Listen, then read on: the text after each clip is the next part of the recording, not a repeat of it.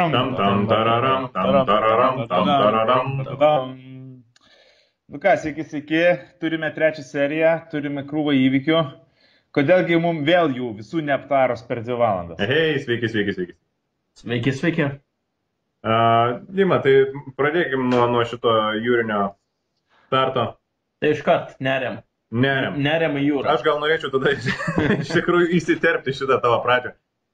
Nes atsimenat, praeitame epizode aš buvau labai nudžiugęs, nes Jonas Sniegius su Davosu iškeliavo į adventurį.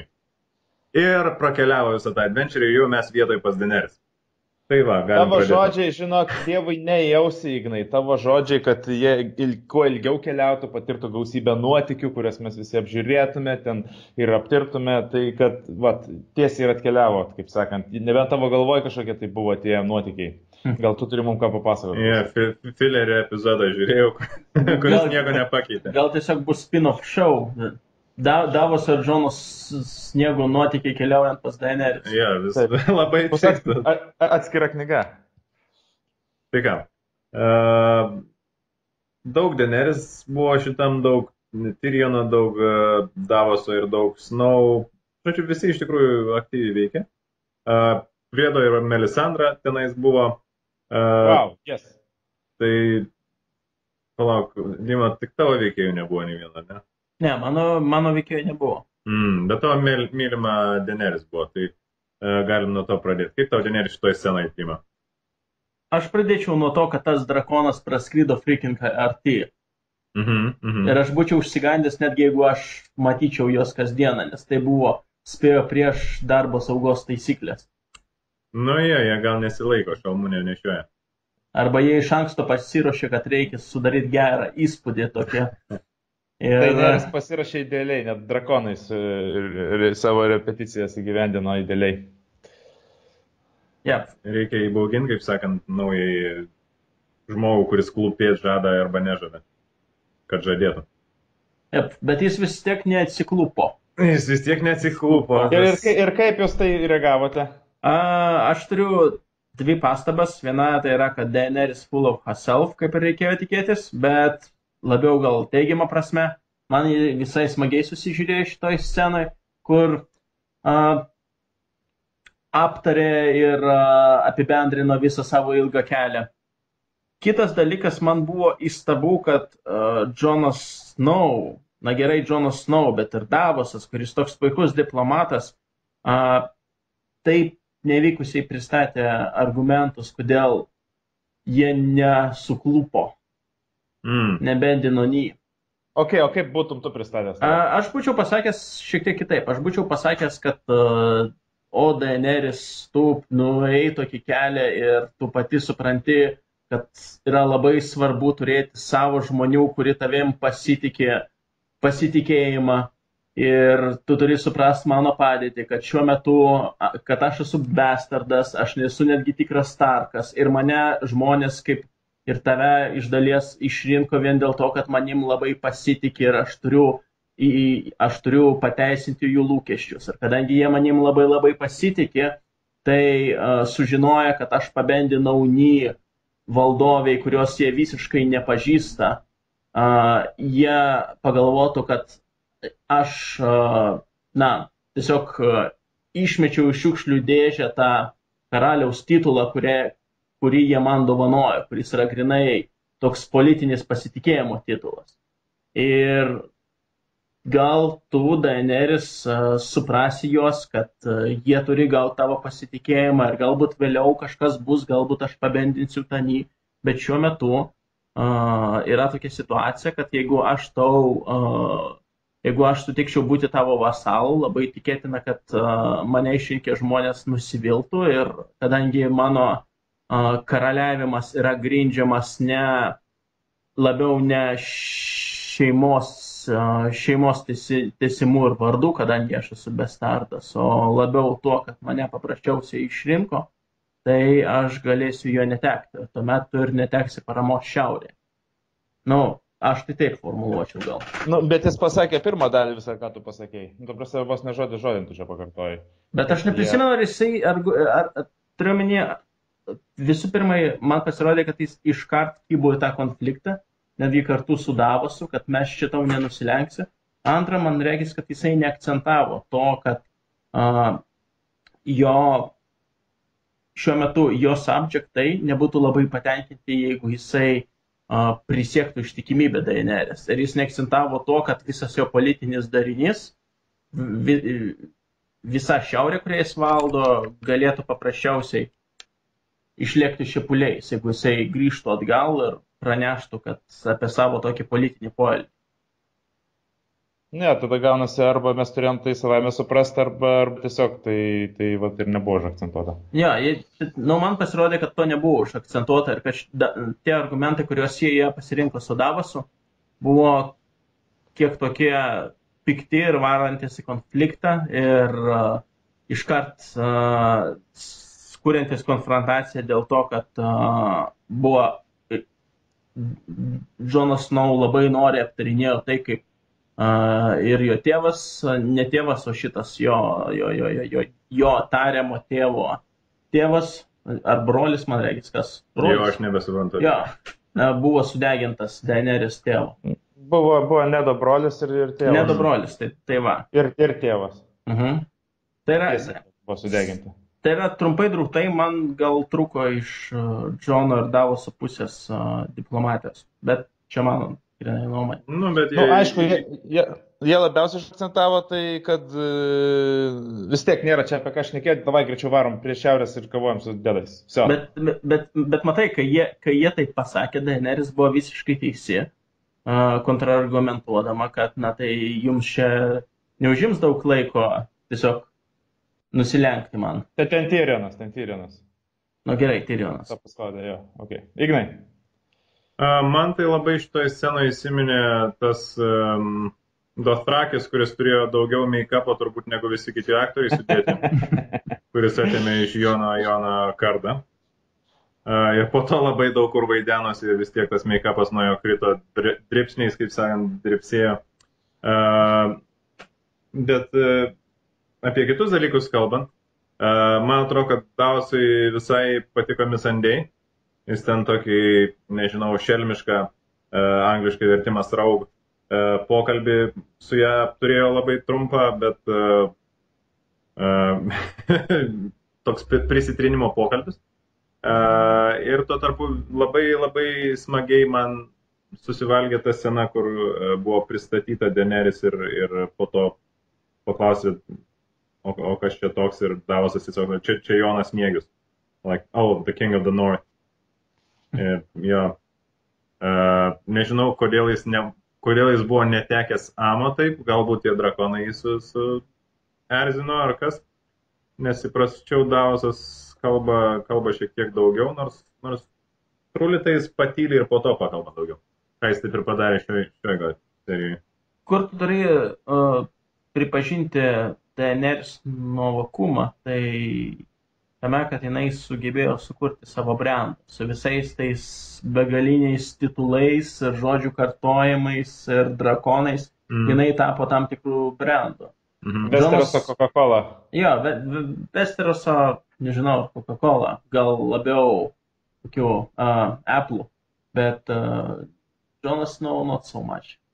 Tai va, kitas dalykas, beje, prisimenu tą sceną, kur Vėris stovėjo su Melisandre ant uolos. Taip, prieš iš tikrųjų susitikimą su Daenerys.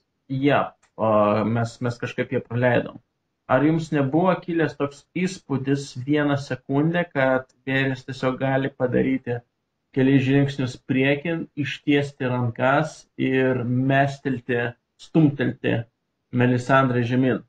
Mes dabar kaip tik sustabdėm kadrą, kur matyti, kad ji kristų ilgai ir nelaimingai.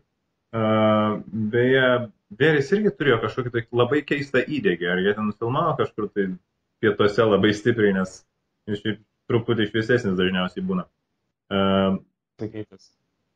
Kaip sakai? Jis labai pasikeitęs. Beje, bet kaip jis atrodo, vat, būtent šioje serijoje, jisai arčiausiai knygų, kaip jį paišė ten. O kaip jį paišė knygose pasakyti? Nu, tokį labai prisipudravusi, tokį jau labai prisižiūrėjusi. Man vat, būtent šioje serijoje labiausiai toks atrodo. Mhm. O kaip Klausyk, klausyk, Napolio net krenta ta pudra. tu dėl Melisandros jauteis? Labai keistas dialogas, iš tikrųjų, tu mano mėgstamiausi veikėjai apskritai Game of Thrones'uose tokie du politiniai, nes kiti man daugiau kariniai žmonės patinka ir jie konfliktuoja, matosi ta įtampa netiesiogiai, viskas žodžiais gražiai apvelkama, bet iš tikrųjų sunku suprasti, kodėl viens kito nemėgsta. Nu, tai okei, ten Veris išsakė Melisandrai numeris 2 ten kažką, jisai turbūt, aš nežinau, kai sunku taip tiesiog net loginių tokių argumentų sugalvoti, kodėl, vat, yra tokie vat, toks atstumimas iš tikrųjų. Nu gerai, gali Veris bijot, kad Melisandra pašiks kaip Stanley pašiko, gali Veris ten neprimtos magijos ir viso kito. Bet realiai jisaigi yra protingas žmogus, daug matęs, jis mato Melisandros pokytį ir Melisandra truputį atviravo jam, čia atrodo toks pokalbis turėtų išeiti kažkokį tai, nu, jau bent jau vienas kito link kažkokį tai santykį, bet gavos taip, kad Melisandra sako, nu gerai, aš varysiu, Veris sako, labai gerai, kad tu varysi ir tu varyk ir nebegrįžk karočiai ir tiek aš tai atinti matysiu, Melisandra, o ne, aš dar sugrįšiu mirti kaip ir tu. Ir kaip, pavyzdžiui, interpretuoti tokius žodžius? O, tai čia labai fainai, nes jei, žinai, čia kai nueini pas kokią nors būrėją ir pasakyk, išburk man ateitį ir ten netiki tai būrėja, žodžiu, ir pasako po to, tu mirsi po 3 dienų ir tada 3 dienas tu vaikštai susiraukęs, nes galvoju, oh my god, man čia dabar prakeiksmų užmetė. Tai čia irgi Melisandros toksai, nežinau, Veris žino, kad jį turi visokių supergalių, ar nežinau, arba interpretuoja, arba nežinau kaip. Ir Melisandras taiga jam pykšteli, kad, aha, tu čia irgi numirsi kartu kaip aš. Ir Veris aš tai planavau atostogas kažkur tai Havajuose ir panašiai. Visiškai, jis taip ir atrodo, kaip planavęs atostogas Havajuose. Ką jis iš vis iš serijų padarė? Jis atvarė, tik tai kur buvęs, kur nebuvęs pasirodė, net nedalyvavo pokalbės su Jonu, atvarė, čia blogai, čia mūsų kalė karočiai, ką dabar daryti, tada jie atsovė ten prie to stalo, tada sako Veris, o Jergau, ką tu čia dabar sugalvojies, drakonis skris, kaip blogai, jis atrodo toks panikuojantis, toksai nervingas, toksai visas susiparinęs, atrodo, ar jį paveikė pokalbės su Melisandra, ar skričiai keičiasi Veris, aš nebepatinka jis man, žodžiu, nes jisai visiškai nuo jo nesnėjo tokia ramybė, kaip visą laiką skaidavo. Nesnėjo toks užtikrintumas. Ar tai tik dėl to, kad jis susikalė su Daenerys, čia gali prisigalvoti su nesąmonė. Su Melisandros. Ne, su Daenerys susikalė nuo serijų, ta prasme, kad jinai suabejojo. Ta prasme, nu, okei, ta prasme, yra su Veriu kaip yra, bet faktas tas, kad, na, nepatinka Melisandros žodžiu. Man atrodo, kad tu pats atsakėjai į savo klausimą, kodėl yra konfrontacija tarp Verio ir Melisandros, nes kaip mes matėm ir ką tu pats pasakėjai, tik gal šiek tiek tai downplayinai, kad Veris nelabai mėgsta religijos, magijos ir kitų mistiškų dalykų. Jis praktiškai dėl to prarado savo vyriškumą. Jisai žino, kas atsitiko su Staniu ir jisai žino, kad tuo metu, kai Stanis patyrė savo nesėkmę, Melisandra buvo šalia ir jam patarinėjo. Jis aišku nenori, kad tas pats nutiktų Daenerys, nes su Daenerys jisai dabar yra all in. Aš nenustepčiau, kad jisai žino, kas atsitiko ir Širin ir kad jis užkopė ant tos olos grinai įkasti Melisandrai ir paspartinti ar kažkaip ją paveikti, kad jinai greičiau užsineždintų. Ir man atrodo, kad tai pakankamos priežastys. Dar pridėk tai, kad taip jisai turėjo trumpą, bet labai matyti jam įspūdį padariusi pokalbį su Melisandra Volume 2, kuri akivaizdžiai iš kažkur žinojo, kas jam atsitiko ir ką pasakė tas demono ar ne demono ar kažkieno balsas iš ugnies. Ir kai susumuoja visą tai, tai tampa pakankamai akivaizdu, kodėl jisai nenori, kad toks žmogus kaip Melisandra būtų šalia Daenerys. O kitas dalykas. Aš tik noriu paklausti, ar galime interpretuoti jo tą tokį, Melisandra, žinok, tau būtų geriau negrįžti ir dėl tavo pačios saugumo, kad, klausyk Melisandra, nebus čia tavo Lord of Light religijos, ta prasme be šansų visiškai. Tai, ir nėra čia tau ką veikti tikrai. Ne, tai kaip manau, mes visi sutinkame, jis apskritai nelabai nori, kad... Aš manau, kad Vėris pasisako už religinę laisvę ir toleranciją, aš kažkodėl taip manau. Manai, ne tas čia žaidžia? Ne, aš manau, kad žaidžia tas, aš manau, kad jisai pasisako už religinę laisvę ir toleranciją, bet jis nenori, kad valdovui tai darytų didelę įtaką. Ir jis tikrai pasisako už bažnyčios ir pasaulietinės valdžios atskirimą, manau, kalbant šiuolaikiniais politologiniais terminais. Ir, kiek politologiniais, bet taip, šiuolaikiniais terminais. Ir Melisandre tarsi yra priešingybė tam. Jinai atėjo čionai, pasakė, kad Daenerys, tu gali būti ta pažadėtoja ir tu tikriausiai turi kažkokią svarbę išpranašautą vaidmenį, kurį turi suvaidinti visam šitam kare. Ir aš čia būsiu šalia tavęs ir patarinėsiu, remdamasi savo neaiškę religiją, kuri jau sužlugdė vieną valdovą ir iškepė ne vieną žmogų. Ir Vėris dėl to yra akivaizdžiai nepatenkintas. Tai kodėl tada jį nusprendė važiuoti į Valantį? Toks tiesas, kad jį pamatė Serą Davos ir pagalvojo, blemba, jisai čia atvyko. Karočią varu į Valantį. Nepavyko čia mano. Šiaip kas gerai, kad patys veikėjai viduje gali referuoti, kad aš suvedžiau ugnį su ledu jo. Tai nežinau, gal jį padarė savo... Jis atlikau ir viskas, ar ne? Jo, padarė savo darbą ir važiuoja namo. Vienžo, karočią, žiūrint šią seriją, kaip krenta Daenerys visa švobla, tai ką tu sakė, Ignai, kad tas mirsi po 3 dienų, tai čia visai jau tikėtinai atrodo. Matai, jie nepasakė, kada man reikia mirs. Jie pasakė greičiausiai, kada jį grįž. Aš kaip supratau, kad jinai grįž, tu mirti ir mirsiu kaip ir tu. Tai gali maždaug... Tai jeigu tai ilgai užtruks, tai reiškia kitoj serijoje pamatysim. Taip, būtent. Pagal tai, kaip šioje serijoje viską pamatėm. Okay, dabar aš turiu vieną dalyką tokį. Žiūrėkit, ten Dima tu visą laiką burbėdavai, kad čia neišvengiamas bus Jono ir Daenerys susitikimas ir jų sąjunga ir kaip žmonės, sakai, dauguma tavo draugų sakė, kad jie piksis, o iš tikrųjų jie gali labai greit susidraugauti. Tai aš galvoju, kad gali taip preziumuoti, kad gali kilti labai didelis nervas, kad atvaro Jonas ir taip gražiai susišneka su Daenerys ir kaip jie čia gražiai visi draugauja ir visi gražiai suvaro visus šipulius. Bet iš kitos pusės aš galvoju, kad jeigu dabar bus toks tempimas, kaip dabar. Jis gali būti tempimas iki pat galo realiai, kai vis tiek neišvengiama ta draugystė turi būti, tai ar ne? Ar ne geriau, kad jie dabar jau susitartų, jisai ten bendytų ar kažkaip jie susidraugautų, ko jau serijos į galą tas ir maždaug jau pradėjo vykti ir ko greičiau ir tada mes tiesiog žiūrėtume, kas bus toliau. Taip, aš manau taip.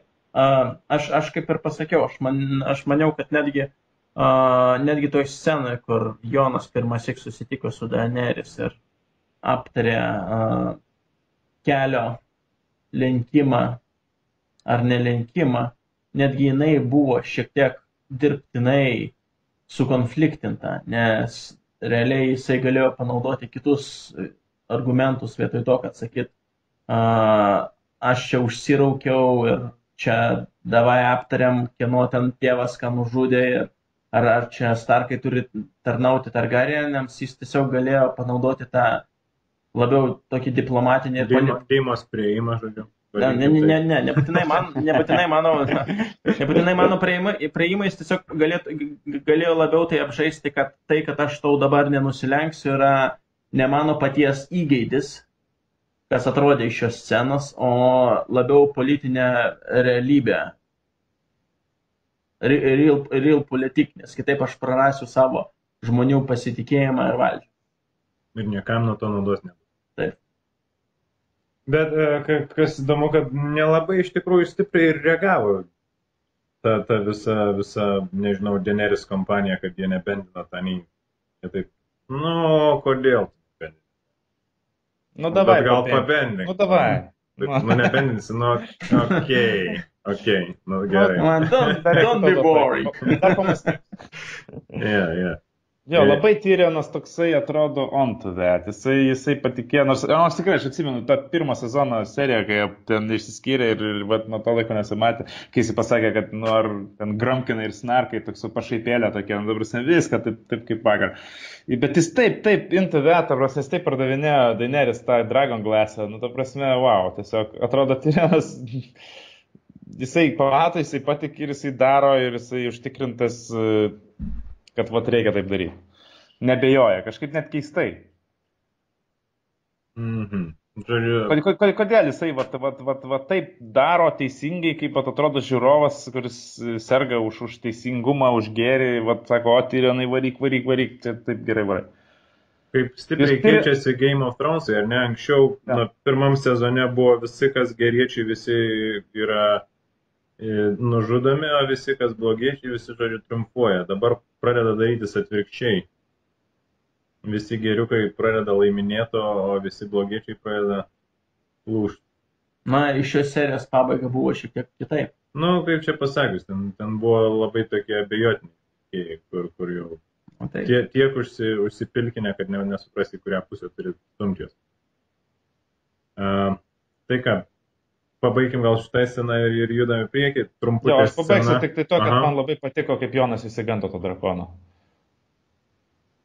Jisai tikrai labai taip tikroviškai, wow, man buvo. Bet klausimas yra, ar jis išsigando paties drakono kaip drakono, ar jis išsigando taip, kaip, pavyzdžiui, tau būtų koks lėktuvas praūžęs visai palei ausį. Nes tas drakonas, manau, jeigu jis taip būtų praūžęs ne šalia Jono, šalia kokios Daenerys būtų ir jie išgąsdinti. Labai buvo pavojinga iš tiesų. Dabar, aišku, reikėtų prasukti tą sceną, bet pavojinga, ar tai tas drakonas skrido. Tai reiškia, ir turėjo truputėlį išgąsdinimą kartu su Jonu.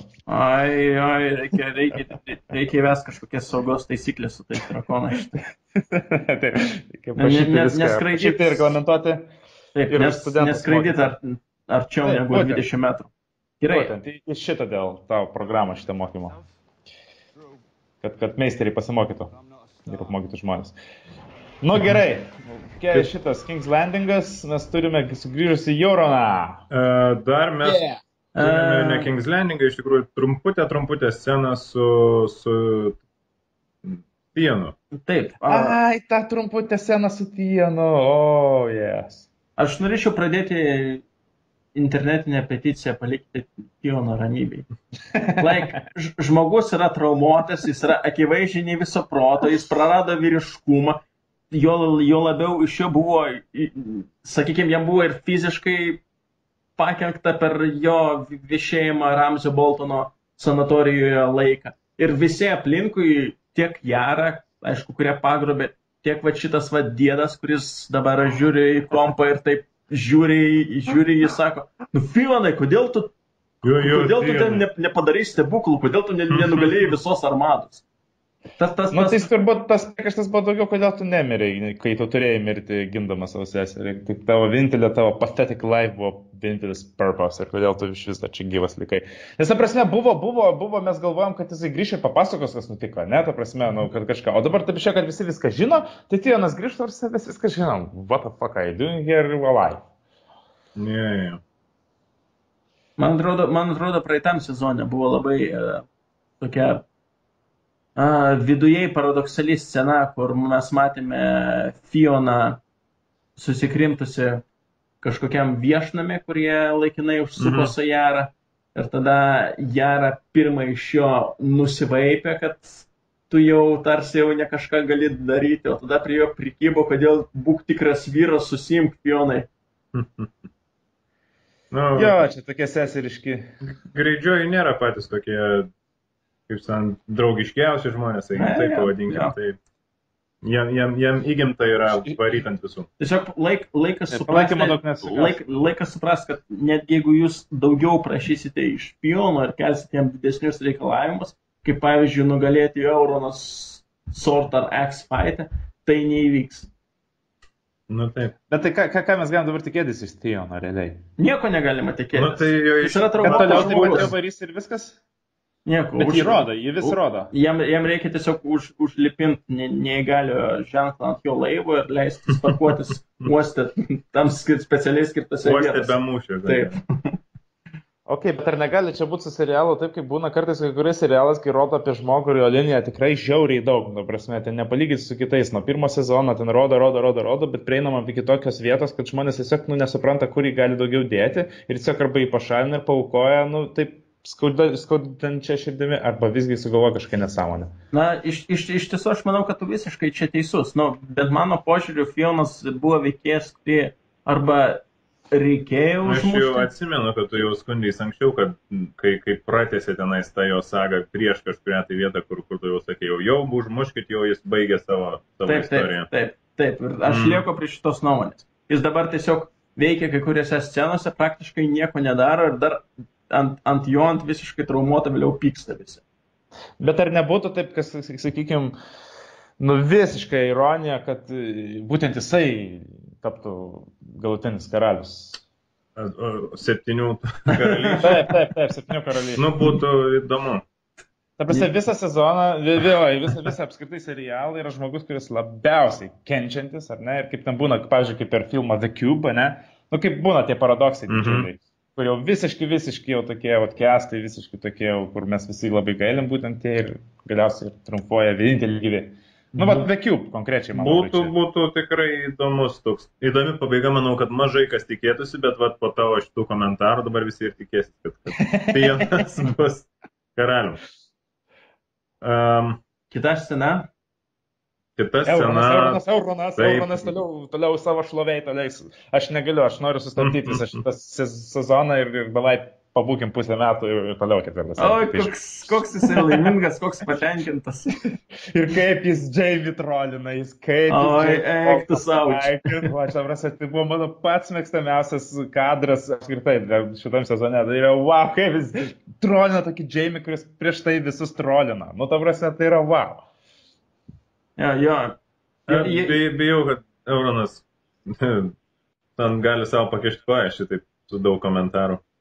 Bet būtent, ir ar nesijaučiu, Ignai, tas toksai, kai veikėjas tampa toks jau taip likeable, ne tas tavo, kaip tu mėgsti sakyti, kai jau tampa jau toks likeable, toks afigenas, nu tai reiškia, death is near, nu, ne? Jo.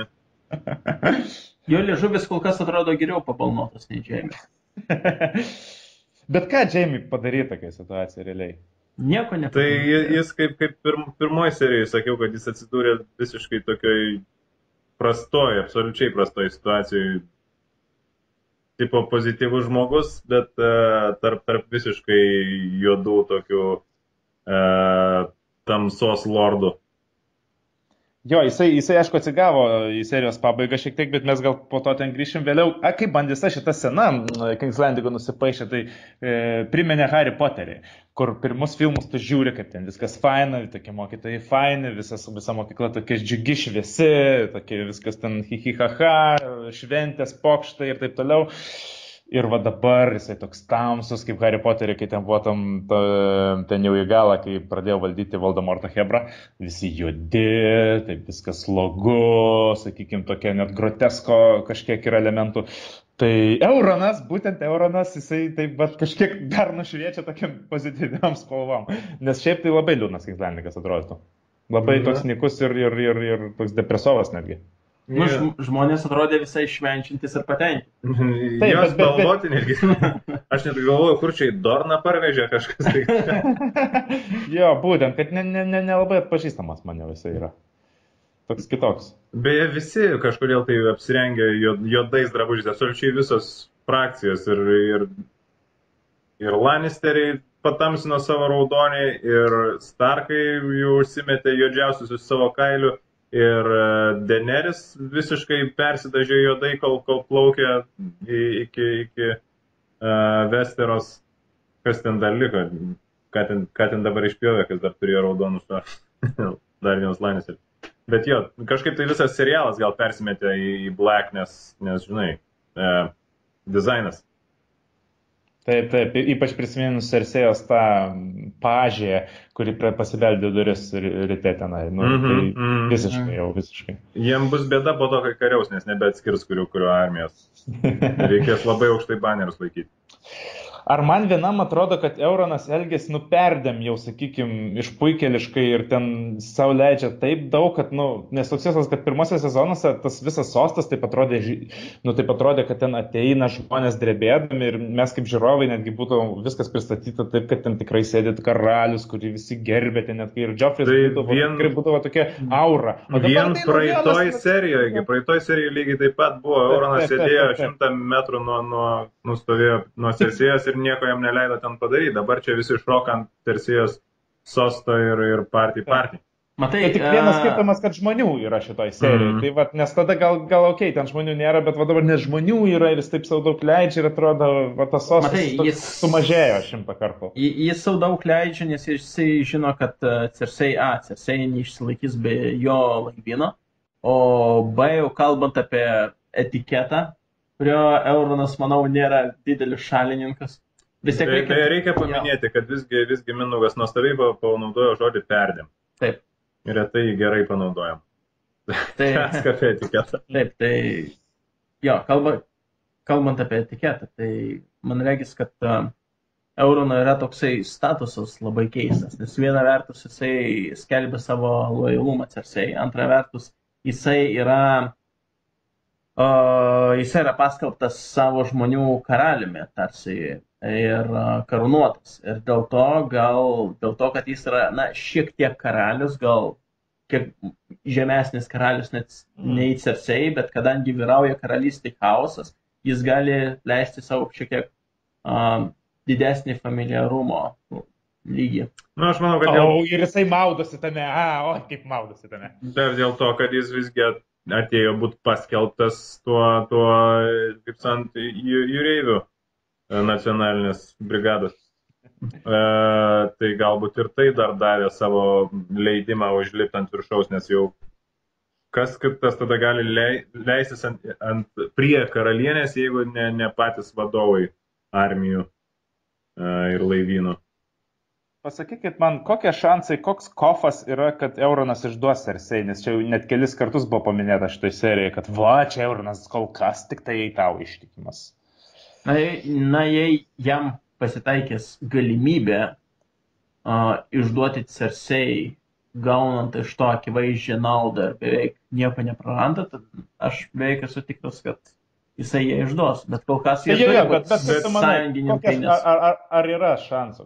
Šiuo metu ne. Reikėtų suprasti jo, kad Eurono, kad ir ką jis siūlytų, kam nelabai kas mėgsta ir nemanau, kad pasitikė, bet The Evil Lords of Westeros.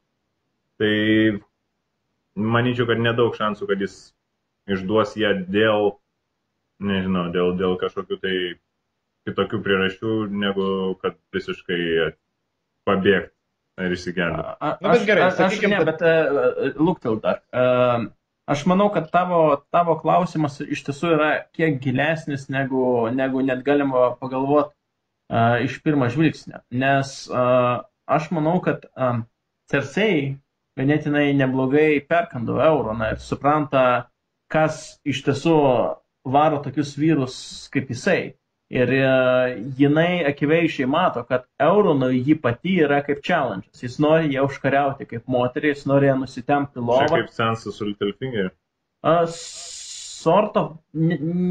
Nesakyčiau, kad visiškai analogiškai, bet panašu. Bet Cersei supranta, kad vos tik Euronas ją užkariaus ir pasidarys jo karalienė ir jo sugulovė, veikiausiai ji taps jam netokia įdomi. Ir dėl to jinai vis vilkina tą laiką ir pabrėžia, kad tik po karo.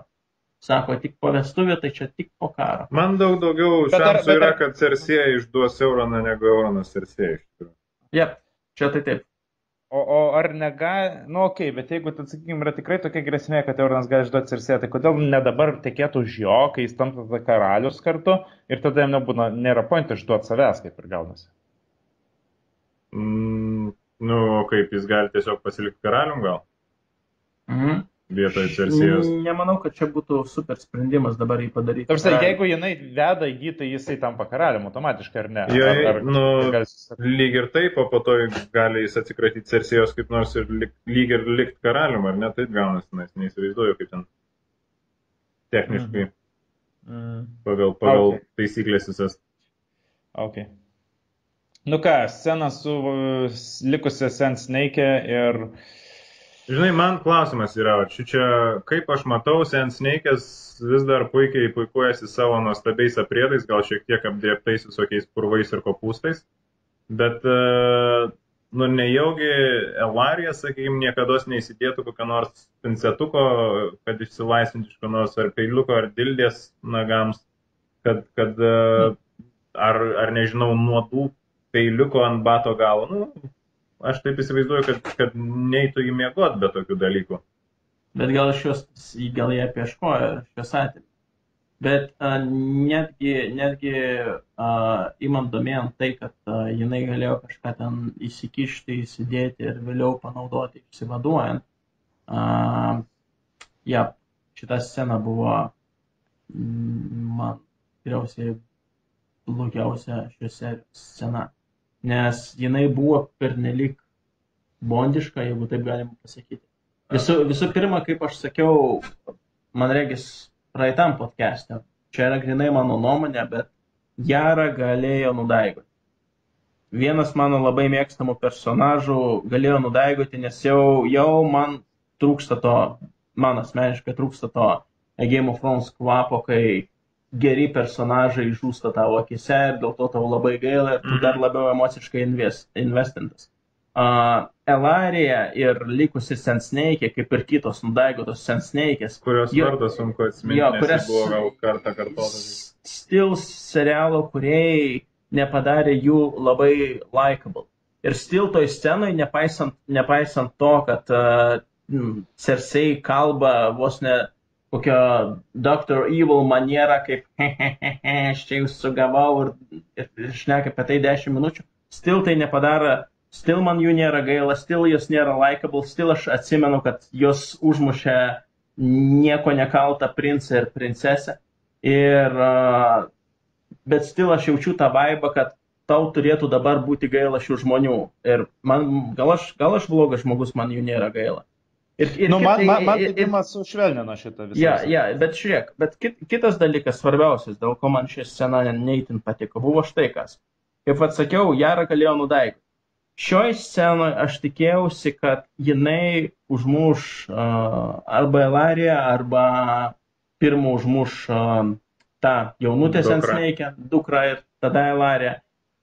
Vietoj to, ką mes turėjome, tai gan tokį tipinį Bondo blogiukų scenarių, jeigu pasižiūrėsit bet kurį beveik Bondo filmą, nežinau, Goldfingerį, naujausią Spektrą, kur blogiukas apie 10 minučių kalba apie tai, koks jis yra piktas ir blogas ir koks jo čia bus planas genialus užmušt, gerėti. Tada jisai pristato nužudimo įrankį, kuris yra labai lėtas ir dažniausiai akivaizdžiai palieka galimybę, kad tas gerėtis bus išvaduotas arba pats išsivaduos ir galų gale tiesiog išeina ir palieka tą gerėtį arba gerėčius likimo valiai. Ir, nežinau, man tai nebuvo tai, ko aš tikiuosi iš šio serialo. Aš tikėjausi, tiesą sakant, kad jį tiesiog pabučios tą dukrą. Ir turiu omeny Cersei pabučios dukrą ir jim ir savo motinos akise. Ir, viskas būtų labai, labai liūdna, labai Game of Thronesiška ir taip toliau. Čia tai atrodo, kaip kokiam Bondo filme galėtų dar iš kokio Austino Powers'o įdėti pabaigoje sceną, kur skambant dramatiškai muzikai Cersei kartu su Gregoru Clegane'u ir to Wyvernu kvatojasi, prisidėjusi mažai pirštą savo prie burnos. Ir šokio ritmu išeina iš Taip. Arba tiesiog awkward kvatojasi apie 5 minutės, nes... Sutinku, labai per daug kalbėjo Cersei. Bet ar jūs pastebėjot, nes man tai iš karto pasirodė, kad kokius lūpdažius užsidėjo taip akivaizdžiai. Persėje, kai buvo apačioje? Ar iškart pamatėte tą motyvą? Bet dabar tai jo, jeigu sustabdai kadrą, tai jo. Tokie jau ryškus labai. Jo, kas man dar kliuvo galbūt šitoj scenai, tai dirbtinis toksai Elarijos užtildymas, sakykim, nes, nu, netgi su tuo skudurėliu burnoji, ta prasme, jie galėjo daug garsiau ir ne tik tais, kad bandyti išsižioti ir nieko neprakalbėti. Tai man toksai, nu, matėsi, kad aktoriai neturėjo ką daryti ir negalėjo nieko. Jūs ant turėjo atvaidinti, kad jie kažko negali, kai jie gali. Aš jau galvojau, kad tu pasakysi, kad tau kliuvo dirbtinis Elarijos liūdesys, nes tu tikėtumėsi iš jos, kad ji bus labiau stoikiška. Netgi kai jos dukra žudo jos akise, iš jos aš tikėjausi, kad gal joje kažkiek suveiktų tai, kad jinai nenorėtų leisti Cersei matyti, kad Cersei laimi. Nebūčiau taip labai, sakykime, dėl to besiskundžiantis, bet tiesa dar jų grandinės, kai mama tenai su dukra bando vienai kitos prisiliesti, jie sustabdo grandinės, bet iš tikrųjų grandinės yra nepakankamai gerai padarytos dėl to, kad jos vis dar gali kojomis susikabinti realiai, jeigu labai norėtų, tai žinai, vis tiek tas the last touch, nes tai daug duoda visgi ir leidžia atsisveikinti vienas su kitu gražu. Čia net nebausmė, sakyčiau, čia yra labai Bet žiūrėkit, galimybė. Šitą visą kritiką, kurią pažiūrėjau šitai scenai, bent man šitą sceną nelabai patiko, kažkaip suponuoju tokį klausimą. Ar jums atrodo, kad čia yra the last we see of Ellaria and her daughter, or at least her daughter, o ar jums atrodo, kad vis dėlto tai yra labiau atveria duris tam bondiškam užsivadavimui, kad jie atneš kažkokius priešnuodžius, dar kažką ir jos išgyvens? Tai ar tai labiau yra atsisveikinimo scena, kokią mes vėliau pamatėm su Olenna Tyrell, ar tai yra labiau yra galimybė išsivaduoti, nes yra priešnuodžiai, neaišku, kada jie mirs, ar po savaitės, ar po mėnesio ir taip toliau. Bet čia nunuodyta buvo tik jos dukra. Ne, tai taip, bet aš apie dukrą ir kalbu. Ir kartu apie čia. Klausimas, Dimos, yra, ar turime galimybę dabar pabėgti, kaip san su jomis, nes davė jom laiko, ar manot, kad tai viskas bus krachas jam? Ja, kaip jūs išskaitėte iš šios scenos, ką norėtų ją pasakyti? Nu, aš tai drįsiu savo spėti, kad su šitais 3 generolais ar pulkininkais, sakykime, Daenerys, tai galvoja, karočią, reikia juos kažkaip iškirsti, bet visus nužudyti tai būtų labai banalu, reikia kažkaip originaliau ir skirtingai. Nu tai davai, Olenna, kadangi sena, tai iškertam, šitą tagi Jarą paliekam, kad jinai po to Euroną iškirstų, o būtent Ellaria, tai tegu jos dukra paskutinės ant steikė nusibaigė, o Ellaria kažkaip nukankinta, manau, turėtų išgyventi. Nežinau, negalėčiau atsakyti iš tikrųjų. Aš manau, kad dar bus scena ir manau, kad dar bus bjauresnis gal atsisveikinimas su dukra. Bent jau aš tai tikėčiau. Jo, ir tas tada turbūt, kad Ellaria tikrai galėtų išgyventi. Nes, supranti, labai daug tempia scenų, kad dabar tu atsisveikink, parinai miršta, dabar dar kažką tau padarysim, po to jau nebeturim laiko tau kažką daryti. Kad galėtų tai taip, bet ar išsigelbės, nežinau, bet, jo, tokia galimybė tikrai yra ir neatmestinai ir viskas yra setapinta, kad taip galėtų būti. Mes neturim Dorno žmonių daugiau, suprantat, nes tai realiai turi, sakykime, tą Rendelio Tarlį dabar, ką žinom, ar ne? Tai Greyjoy turi Euroną, ką turi Dornas, mes nieko nebežinom, daugiau ne vieno žmogaus, tai kažką vis tiek, manau, jie turėtų palikti. Aš apskritai po šios serijos savęs paklausiau, tai kiek liko namų iš tų didžiųjų, kuriuos turėjome, 11 ar 10, įskaitant Frejos ir Boltonus, nes Frey iškirsti, Boltonai iškirsti, Baratheonai iškirsti, tai realiai pačios... Ne, Baratheonai neiškirsti. Stanis dar gyvas. Stanis gyvas. Ir ne Stanis lips. Ir dar ne Stanis gyvas. Ir tas Edrikas Štormas. Taip, bet, žinai, jis primirštas, manau. Prisimins. Tiek žiūrovų, tiek kūrėjų. Gerai, bet Barationai, sakykime, vis tiek dabar yra out maksimum kažkoks vienas sėdi ant kažkur, ant to pagalbinio salelio, bet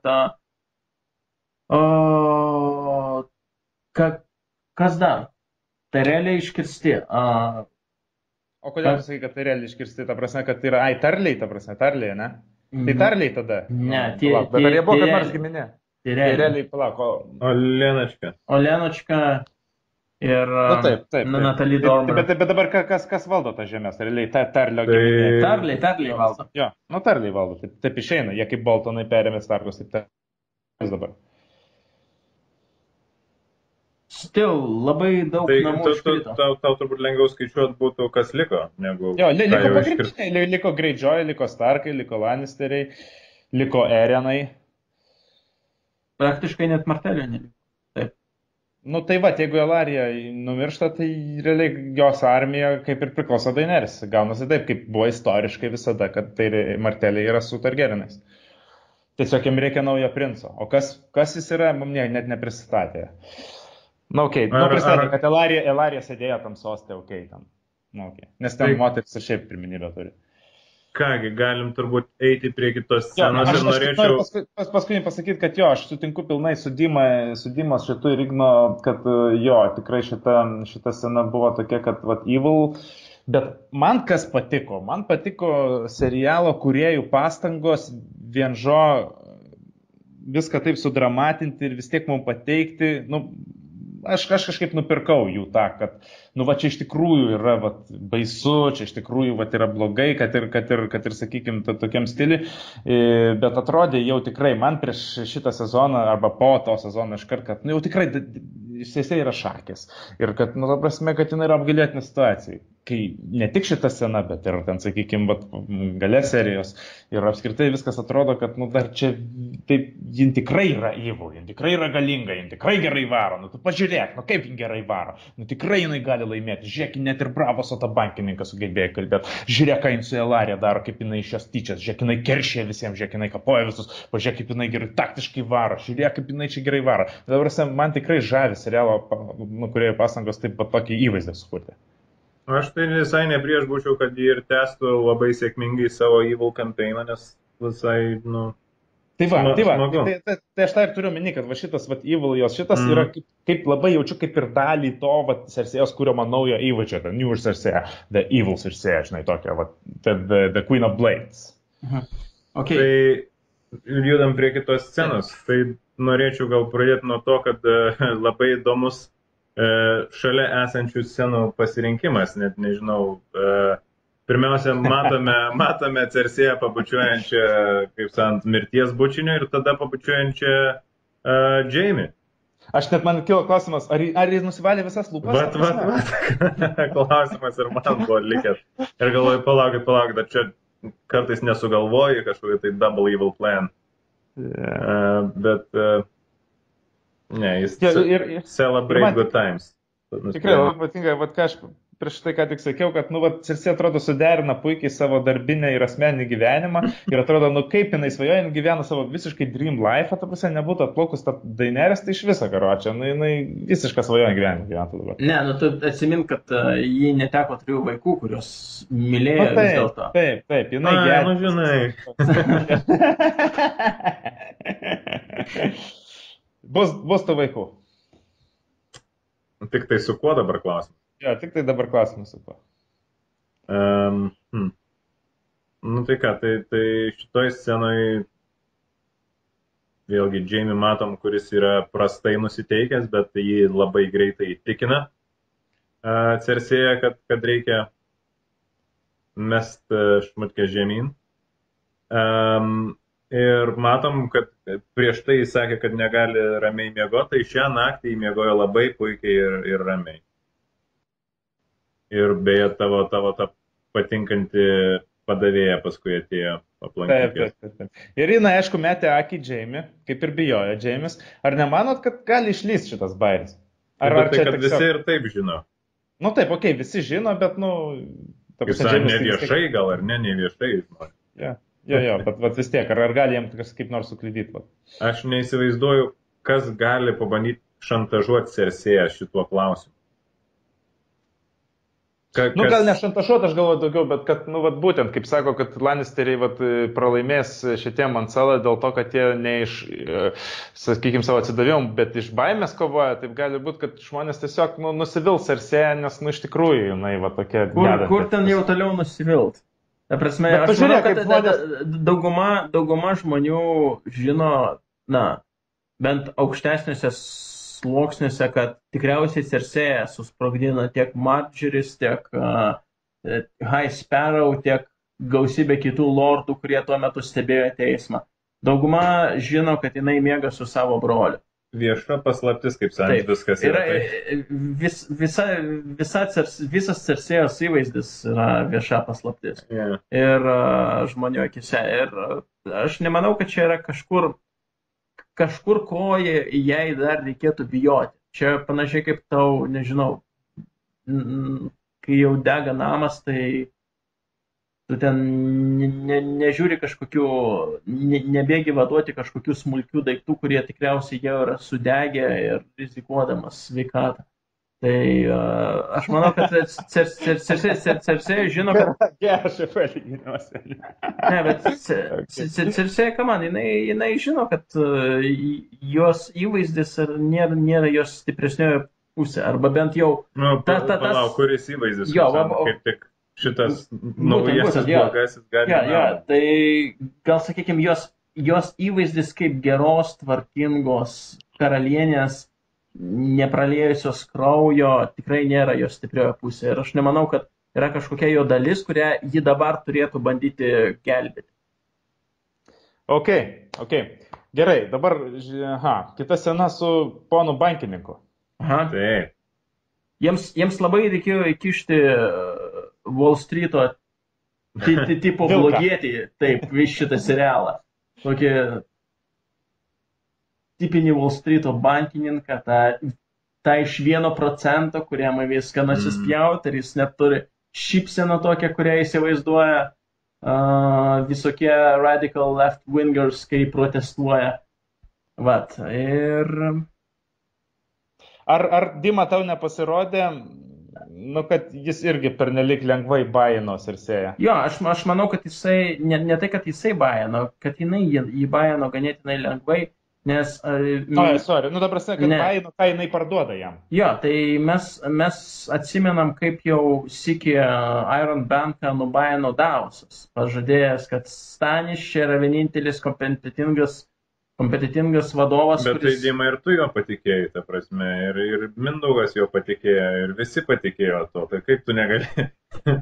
Stanis ir buvo. Tai bet kaip pasakė James vėliau, reikia iš savo klaidų mokyti.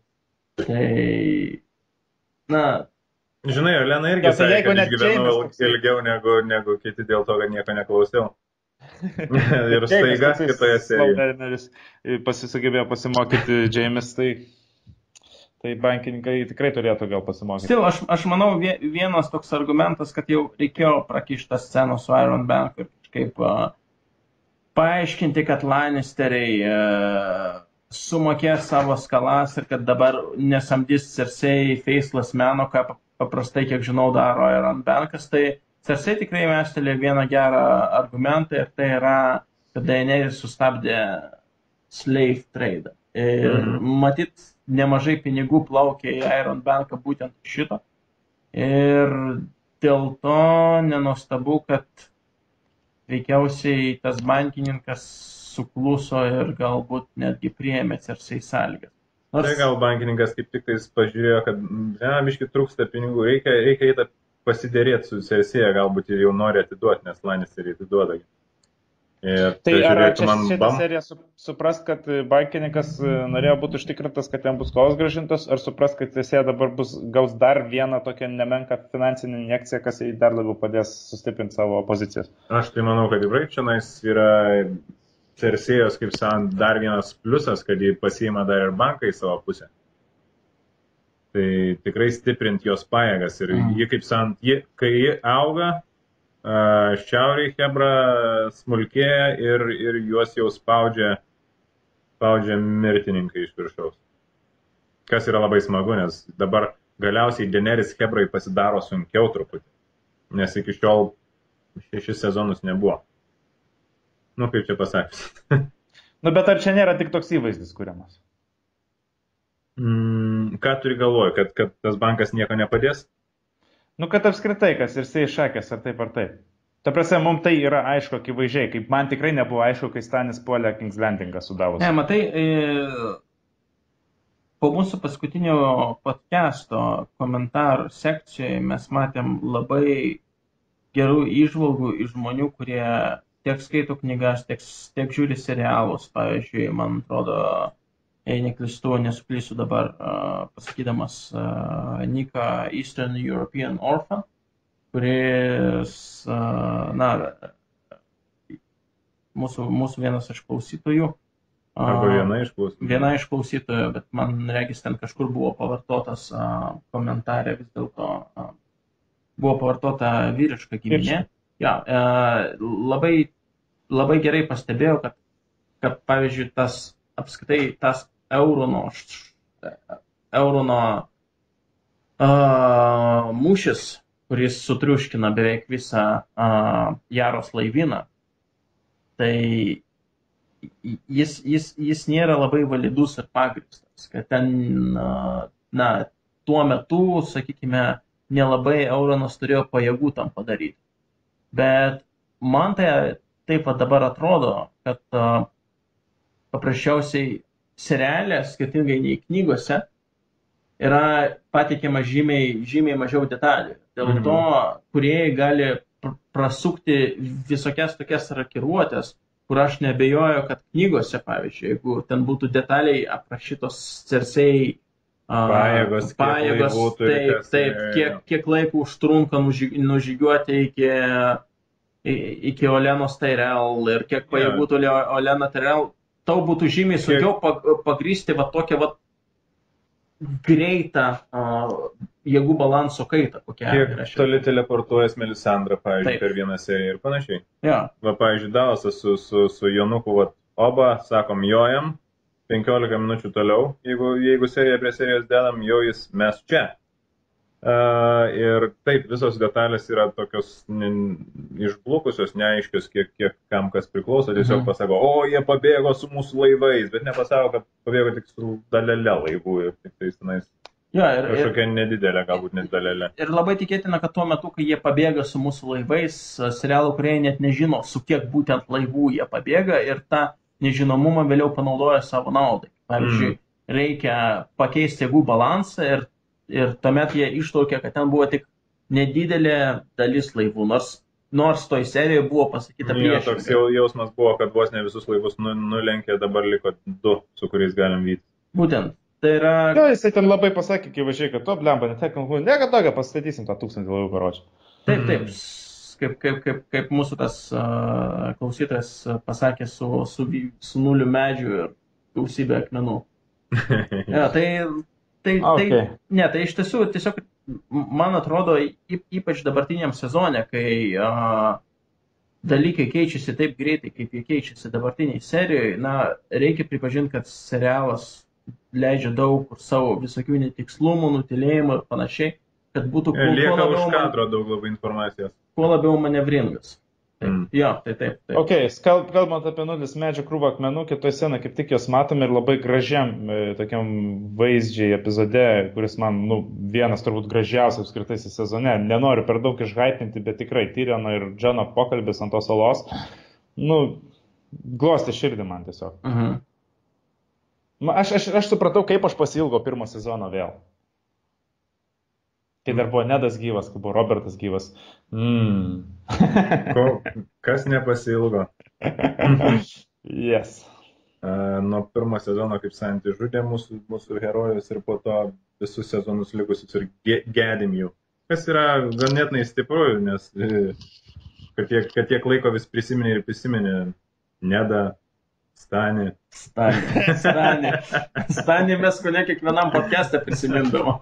Tai kad turbūt todėl, kad mes pradėjom podcast'ą nuo Stanį ir podcast'as mūsų vos ne taip ir ėjo su Staniu pradžioje realiai. Tai gal tiesiog galėtume pavadinti podcast'ą Stanis. Tai viskas, ne kino garsis bus. Viskas apie Stanį. Kiekvieną savaitę viskas kažkas naujo apie Stanį. Kaip jums Tyrionas dabar? Kaip atrodo Tyriono dabar nauja amplua? Nes anksčiau Tyrionas buvo toksai peržengęs, dulkinantis, laidantis juokus, toksai labai fun personažas, kuris atrodo nieko nedaro, bet iš tikrųjų po to kai ką daro, atsiranda netikėčiausios situacijos ir galiausiai baigia ten, kur mes labai piktinamės su nikštuku pimpaliukais. Bet žodžiu, dabar jis yra toks, atrodo, labai išmintingas žmogus, toksai paprastai kaip užima toks senas, kuris viską žino, kuris duoda labai gerus patarimus, kuris būtent žino, ką reikia daryti, ką aš jau vėl kartuoju šitam podcast'e. Realiai, Tyrionas atrodo, jisai... Išsiblaivė. Jo, išsiblaivė, netgi tas, sakykime, prie to stalo tas pasakojimas labai jokingai atrodė, kaip jis pasakojo, ką jis veikia, kai jis tarė tos Siursus, kad mėgojo su kekšėmis ir misandėjai taip nervingai tada pradėjo, tokia besigėdydama. Bet jau net jis pasakojo tą savo istoriją, toks jau atrodo susigėdęs, kad čia senas Tyrionas, čia dabar Daenerys negalvok, čia dabar jau visai kitoks. Ir jis atrodo kitoks, jis atrodo visiškai kitokiam amplua. Aha, verygos reformos išėjo Tyrionui naudą. Bet jis pasidarė šiek tiek nuobodesnis negu buvo.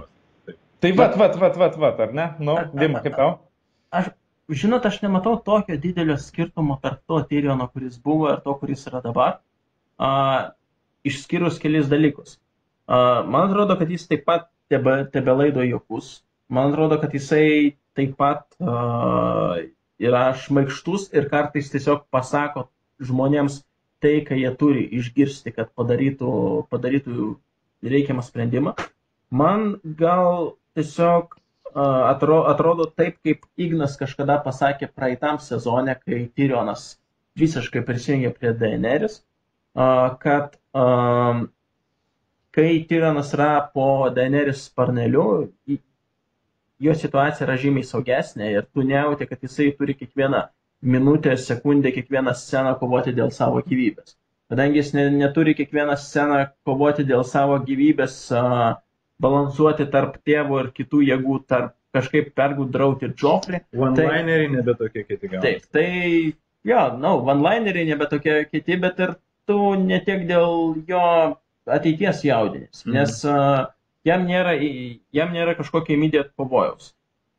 Kitas dalykas, tai kadangi jisai vienas yra iš Daenerys kempo, be šiam sezonė to gal gerai, tik 3 serijos, bet to šiek tiek mažiau, jis turi atiduoti savo duoklę tomis priverstinėmis scenomis, kur jisai garbina Daenerys. O kai kažkas garbina Daenerys, tai nėra taip įdomu, nes dažniausiai žinai, ką tu išgirsi. Bet jis taip ir atrodo, kad lyg įsidarbino kažkur, tai žodžiu, buvo bedarbis visą laiką, bomžavo gatvėse ankstesniuose sezonuose, tada įsidarbino pas Daenerys, užsidėjo juodą švarką ir dabar jau turi, žodžiu, laikytis, netikėta visokio, jau nebe tiek gert, nebe tiek vaidytis ir viskas toks, žinai, santūriau. Dabar yra tas vienas iš tų draugų, kur pakvietė 7 ar 6 valandą alaus ir jisai sako, ne, tai man, aš padarbu. Rytoj jau į darbą. Taip, rytoj apsikeltis. Yes. Tai va, bet on the whole man netrodo, kad jis yra tiek suprastėjęs. Tai yra, aš iškart sakiau, kad kai jis prisijungė prie Daenerys kempo, kad jis nebus toks įdomus, bet aš nesakyčiau, kaip ir tu dabar, Mindaugai, pasakei, kad aš nemanau, kad ta scena su Jonu dabar yra prasta. Ir aš nemanau, kad kitos scenos su Tyrionu yra labai prastos. Ne, visiškai suruoju, man labai patinka naujas Tyrionas, jis tikrai labai išmintingas, viskas, tiesiog man pasikeitimas, bet turbūt didžiausias pasikeitimas yra būtent, ką tu pasakei, tiesiai 20-uką. Okay. Aš tai irgi mėgstu Tyrioną vis dar dabar, aš nesakau, kad jis ko nors blogas, bet aš sakyčiau, kad man ankstesnis visą laiką buvo smagesnis. Jis buvo palaida bala. Būtent, ir tas pavojus, Dima, ką tu sakai, tas buvo vienas nuolatiniam pavojui, pavyzdžiui, prisiminkim, kai Stanis puolė. Realiai Tyrionas turėjo viską sugalvoti, Tyrionas turėjo viską padaryti, nors Lemba galvojo, tai kodėl aš čia viską turiu daryti ir apskritai. Toks biškai, ir apskritai visas jo lifestyle toks atrodė toks kaip hangover. Nu, ta prasme, aš čia prikėliau, kur aš atsiradau, ką aš čia darau. Nu, ta prasme, Hangover. Ja. Tai jisai pasakė, kad jis visą tą savo buvusį gyvenimą buvo girtas. Daug ko praėjo, bet tą laiką buvo girtas ir neatsiminsiu. Nu, šnekant apie kitą sceną su Jonu ir Daenerys, aš kažkada bumbėjau šio sezono podcastuose, kad man trūksta epiškumo, kur čia epiškumas, kad čia tokie labai rimti dalykai vyksta, kodėl čia taip nesupompastinama viskas. Būtent šitoj scenai tarp Daenerys ir Jono aš netgi apsidžiaugiau, kad jin tokia paprasta ir simple man atrodė, nes labai kažkaip gražiai susižiūrėjo man tas jų santykis. Man irgi labai gražiai susižiūrėjo, man gal tik šiek tiek kliuvo, kad prieš tai scenoje mes matėm Joną ir Daenerys labai iškilmingomis aplinkybėmis. Na, turiu omeny, ne tik pati scena iškilminga, bet tu matai aplinkui gausybę sargybinių, Missandei, o čia tiesiog stovinioja ir Jonas taip prieina ir kaip kokiai romantiniai komedijai, kaip tas nedrasus vaikinukas ten burkteli kažką apie orą, tai taip jisai prieina ir sako, o, gražus drakonai, gal pasišnekėkime. Bet mes visgi nematome, nežinome, kaip įvyko šitas susitikimas tiksliai, nes Daenerys jo laukia, gal kažkas tai sako, Jonai, nueik tenais tave pakvietė, tai visas tas pompastiškumas gal ir buvo nuleistas ant žemės, kai abudu turėjo tą patį realiai planą. Jonai reikėjo parvežti gėrio į šiaurę, o ji norėjo nesusigadinti savo santykių su šiaurė. Beje, visai gražus ženkliukas, kurį jis savo yra prisisegusi drakono. Kadangi baigė scenos su Jonu ir Daenerys, tai aš noriu vieną dalyką tokį pasakyti. Pamiršau, prisiminsiu vėliau. Ok, važiuojam toliau. Tai man tai ta scena iš tikrųjų patiko. Man jautėsi tas parkas tarp jų kažkoks tai liepsnelė, kad abu liktai turi išlaikyti kažką tai tokio, bet abu liktai nori patrinti vienas kito rankas. Ir nežinau, ir pati aplinka gražiai, ir visi sušukuoti dailiai, ir ten kailiai pučia gražiai vėjas juos, ir tos kasytės, ir emblemėlės, žodžiu, viskas patvarkyta taip, kad atrodytų suplanuota. Tai ką, kas nors dar turi komentarų apie šią sceną? Sakai suplanuota, dabar ten kažkur už akmens stovi Tyrionas, Davosas, Missandei ir, žinai, visi dofrageriai žiūri, kaip šis susitikimas jau laiko pirštus. Va, prisiminiau, ką noriu pasakyti. Man labai patiko šitoj serijai toks išeskaluotas, bent jau man asmeniškai gal tokia žinia, aš pasiėmiau, kad toks moralas, iš tikrųjų, toks, ką gali pasimti, kad, nėra viskas taip paprastai, kad tu čia ateini, padarai, tu čia bendini ir tu bendinsi, arba aš čia pasakau, kad yra, žinok, yra Night Kingas su armija vedė, tu čia man turi dabar privalai padėti, bet nėra viskas taip paprastai, aš atėjau ir pasakiau ir viskas. Ta prasme, kad reikia šiek tiek santykių, reikia apsitrinimo, reikia susipažinimo, reikia tokio kažkokio priimo. Ir man šitoje serijoje šita žinutė bent labai buvo, labai subtiliai, labai gražiai pateikti. Teisingai. Sutinku, jo. Tai tiek Jonas, tiek Daenerys labai abu pasimokė iš šito. Ir Tyrionas labiausiai tai išsakė, kad Jonai, žiūrėk, čia reikia truputį pabendrauti, čia reikia apsitrinti truputėlį. Tiek Jonai, tiek Daenerys tą išsakė. Čia iš tiesų pats Jonas turėjo tai pasakyti Daenerys, kai susitiko su ją. Tavo žodžiai. Čia šiek tiek reikia apsitrinti, šiek tiek pabendrauti reikia. Pagerti. Taip, šiek tiek pagerti. Tai ką, judam prie kitos scenos? Taip, Littlefingeris. Čia. Kita scena iš karto, ką aš noriu pasakyti, kai aš pamačiau Sansą, kuri vadovauja, kai čia ką tik Jonas ir su Daenerys tokie du visiškai jauni tūzai ir štai mes matome kitą Winterfello kaip ir valdovę, Sansą, kuri dar jaunesnė už juos. Ta prasme, man toks jausmas susidarė, kad realiai tikrai viskas perinant jaunos kartos. Ta prasme, aš taip pradžiai galvoju, blemba, vaikai valdo, kai mes pirmam sezone vėl, kurio aš labai pasilgsiu. Nedas, Robertas, tokie tūzai, viskas dabar, realiai Olena mirė, tai realiai kas tikrai valdo, tai Cersei, kuri pirmam sezone buvo irgi viena švelnesnių. Tai gaunas, aš taip plačiu kontekstu, man iš karto tokia vizija, kad pati serialo vėlgi, žinutė numeris 2, kad tiesiog eina naujai kartai. Ta prasme, senoji karta atiduoda viską naujai jaunai kartai. Tai kaip bus spin-offas dabar su jaunimu vien tik?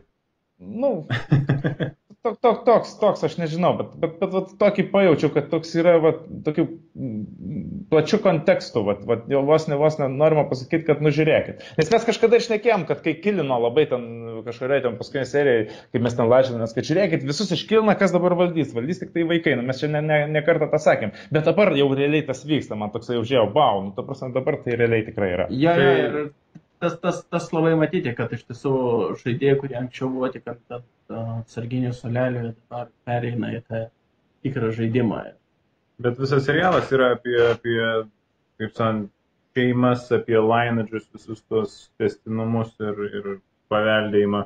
Ir natūralu, kad galvos visą laiką krenta ir po to jų vietas užima kažkas, kas liko. Tai daugeliu atveju jau nebeliko nieko, o dabar kas liko, tai yra tie, kurie buvo užmiršti ir pasilikę šalikelėse dažniausiai. Jau kurių net nebepriejo žudikų rankos nukirst. Ir grįžta jie. Nes, pavyzdžiui, atsiminus Starkų būseną po Red Weddingo, tai ten buvo visiškai tragedija. Jau atrodė, jau Starkų nebeegzistuos ta šeimyna visai, vos neįsibarstė ir daugiau liko blynas. Bet dabar, bam, they're back. Arba atsiminus Cersei būseną šios serijos pradžioj. Ir tada po 60 minučių viskas apsiverčia. Aš turiu 2 klausimus dabar jums, šitą sceną. Pirma, kodėl, čia gal bus lengviau atsakyti, kodėl Littlefingeris, kuris, mano manimu, turi vis dar didesnę turbūt armiją, nežinau, nebent ten visa šiaurė susivienio ir gal gal kažkiek lenkia, sunku pasakyti su Erinais lyginant. Bet kodėl jis taip taikstosi, kodėl Sansa čia visam vadovauja, Littlefingeris toks taip šonė vaikšto. Tai visi, ar čia viskas tik dėl to, kad jis nori ją kažkaip visgi suviliot ir jis taip dabar užima tokio mažesnio žaidėjo poziciją? Realiai, kodėl jis visą laiką šalia jos ir visą laiką taip kartu ten, kaip koks šeštas, ta prasme, kaip koks žemesnis lordas? Taip,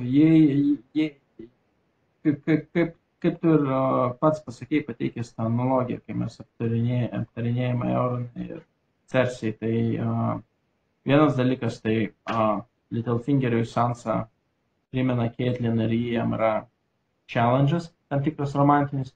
Kitas dalykas, tai jinai vadovauja, nes karalius taip liepia. Sakė, aš išvykstu, o tu Sansa vadovau. Taip, bet ką Littlefingeris čia veikia, kuris yra realiai tapatus lordas to pačio lygio, kaip ir Winterfell lordas, Erinų lordas, realiai ką jis čia veikia apskritai, nes... Jis nori daugiau valdžios ir jis nori Sansos, aš manau. Tai yra... Du viename šičia yra Winterfell'e, kaip sakant. Gerai, antras klausimas toks. Jonas Roisas, ten bičias, man atrodo, čiagi Jonas Roisas, tas, kuris sako, Hebra, rimtai, kodėl čia jūs neapkaliot kailių šitų šarvų? Tai ta prasme, čia yra stambiausias Erinų lordas, jisai tapo kažkaip ir Sansos ten pagrindiniu, ar kaip čia dabar, kažkaip nepraleidau šitą. Jis šiaip hang around, aš nežinau, jis visą laiką pasisako apie visus posėdžius, kad negerai jūs darot visi. Bet ką jis šiaip daro. Nes aš pagal charakterį iš knygų imtai, jisai yra tikras toks konservatyvus žmogus, toksai labai ištikimas, labai, toks panašus į Randalą Tarly net šiek tiek. Matai, jisai nelabai turėjo kito pasirinkimo, nes kiek atsimenu, tai Littlefingeris buvo jaunąją Erinų lordą palenkęs savo valiai ir netgi prigrasino labai netiesiogiai ir subtiliai šitam iškrito iš kalbos. Jonas Roisas. Roisas, jo. Jis prigrasino Roisui, kad mestels jį per Mėnulio vartus, ar kaip tai vadinama Moonwar, man regis, jeigu jisai nepaklus. Tai kadangi jis yra tarsi pagrindinis de facto vadovaujantis Erinų armijai, tai jam tenka... Supratau, man dabar dašilo, ta prasme, jis ten Erinų kareiviam pasakė, ta prasme, aš galvoju, kad čia Sansa, o čia Sansa tiesiog tokį meselį, Hebra, čia jums, this is not Kansas anymore, karoči, čia yra Winter. Taip. Supratau. Jis tiesiog, čia yra jo armija, jis tiesiog sako, jis turi ten būti. Taip. Okay. Ne, supratau dabar, nes aš galvoju, kad ten Starko kariai. Aš galvoju, ar jie savo žmonių neturi, žinai. Nu, okei. Atvažiavo, pagaliau atvažiavo. O tai nieko nepasakysi apie paskutinius žodžius iš Littlefingerio? Iš Littlefingerio, ar ne, nu, ką žinau. Visą laiką galvok apie viską ir galvok, kas vyks po to, kai tu nukasi Death Kingą ir kas stedės soste. Jis ne vienas Manau, įkis Littlefingeris jau skaitė. seniai apie tai galvoja. Ne, jis ne vienas įkis skaitė ten su karo meną. Manau. Bet Jo, jis ta prasme- buvo be galo patenkintas šituo, ką jis pasakė. Ir tai turėtų būti kažkuo svarbus atskambis kažkada ateityje turbūt. Kažkada, kai nukals Death Kingą ir išlikusių gyvų, iš karto prasidės pjautynės, aš jau dabar regiu tą prasme. Miršta, visi taip pasidūsta, apsikabina ir tada susižvalgo vieni kitus. Aha, o kas O dabar Littlefingeris jau sėdi sostinėje. Jis sėdi. Jis laukia, kol visi nubėgs kauti. Bet tikrai jis buvo labai susižavėjęs savo paties žodžiais. Jam Tas buvo labai kadras buvo taikliai padarytas, net toks didelis kontrastas, kai Sansa vis pertraukinė Littlefingerį, jisai nori kažką pasakyti, pertraukinė, atrodo Littlefingeris jau toks visiškai sudirbtas ir ta pist visai kitoks kadras, visai kita kamera iš kitos pusės ir net atrodo muzika ten visiškai pritilo Littlefingeris tokiu savo balsu, taip varo ir Sansa visiškai apšalus yra. Ir tada patogiu laiku atbėga karys ir sako: Littlefingerį baigiai? Labai gerai, Sansa, prie vartų. Tave sutik nori kai kas. Man Brandonas labai čia figenai padarytas.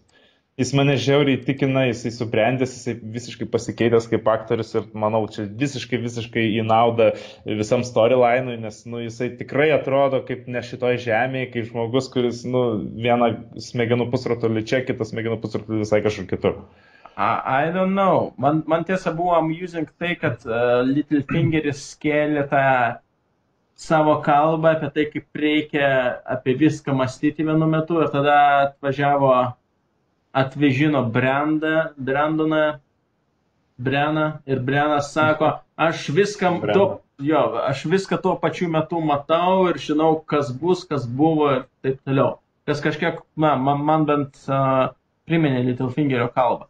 Vienas dalykas, kuris mane visą laiką erzino kažkiek filmuose, serialuose, knygose, tai yra tasai traupas, tai tau bus per sunku paaiškinti.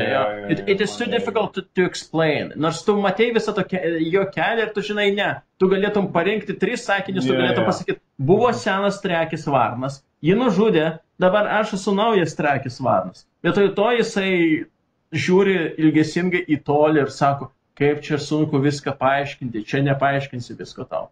Nesuprasi, čia niekaip čia žiauriai sudėtinga. O tose filmuose, kaip tu sakai, tai būna, taigi paaiškink, mes turim daug laiko ir tada ten kokį porą žodžių pasako ir, kurie dar labiau neaišku. Taip, viską sukonfuzina, visus sukonfuzina, tai yra. Gal mes nieko nesuprantam iš tikrųjų, gal čia yra žiauriai sudėtinga. Ir čia mes taip interpretuojam ir Levai jau iš tikrųjų čia visai. Man net pasirodė, kad nuo paskutinio sezono jis pasidarė kažkoks, jis nebuvo toks paskutiniam sezone super dvasingas ir žiūrintis į tolį. Nes jis tada dar nebuvo Three-Eyed Raven. Jis dar nebuvo. Jo, jis tada dar nebuvo, aš ką noriu pasakyti, kad dabar jame įvyko visiška transformacija. Jis jau dabar yra. Po Holdoro. Jo. Po labiau jo to dėdės, man reikės.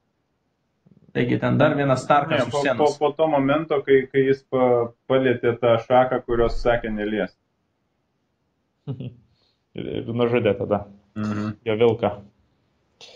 Jo, ir jis čia ne šiaip sau sėdi šalia to medžio, to prasme, aš manau, kad jo dabar uždavinys bus toks, pirmiausia, Jonui pasakyti kažkada, kad jisai nėra Starkas. Ir turbūt kažkaip padėti, kad Dima Prezimovą jau senai su tais drakonais, kad jis gali įsikūnyti dabar į daug ką ir dar kažką išmintingai patarti. Bus trečiasis skraiduolis. Aš ne visai supratau to komplimento Sansai, kur jisai pasakė, kad sniegas taip pat gražiai krito. Tai jisai matė Sansos vestuvės su Boltonu, bet nematė kokias pasiekmes. Jis nematė, nes jis mato iš medžio, jis mato, ką mato medžio, vestuvės vyko kaip tik prie to medžio. Ok. Bet kaip tik jis sakė, užuojautą. Nu, jau žodžiu, tai jis turbūt girdėjo, kaip ten viskas baigės, bet turbūt nematė. Bet Nors Sansai kas buvo, čia žino, bet Sansai buvo labai awkward tą akimirką. Čia per daug sudėtinga ir jei buvo ant tiek nesuprasti. awkward, kad jinai turbūt negalėtų pakęsti ir turbūt išėjo dėl to. Tai aš manau. Nes Jo. ne dėl to, kad šalta. Arba jie jau per daug Littlefingerio naujienų šitų visokių ir Brandono Jano nebetlaikė mergina. Ir dar Erinai kailio neišmuša savo šarvų. Žodžiu. vien problemos. Ok. Ir kita scena. Džora! Džora, taip. Džora atrodo puikiai, jau gali kilnoti svarščius. Prisimenat, kaip mes bijojom, kad jo ten neišgydys arba kažkas atsitiks. Maždaug galima būtų tiesiog padaryti katą po tos scenos, kur pradėjo pjaustyti iš šitą ir Semas tiesiog pasakytų and it's done. Tu esi sveikas ar gali rytoj išsirašyti iš ligoninės. Iš vis kol kas norėtųsi taip pasakyti, kad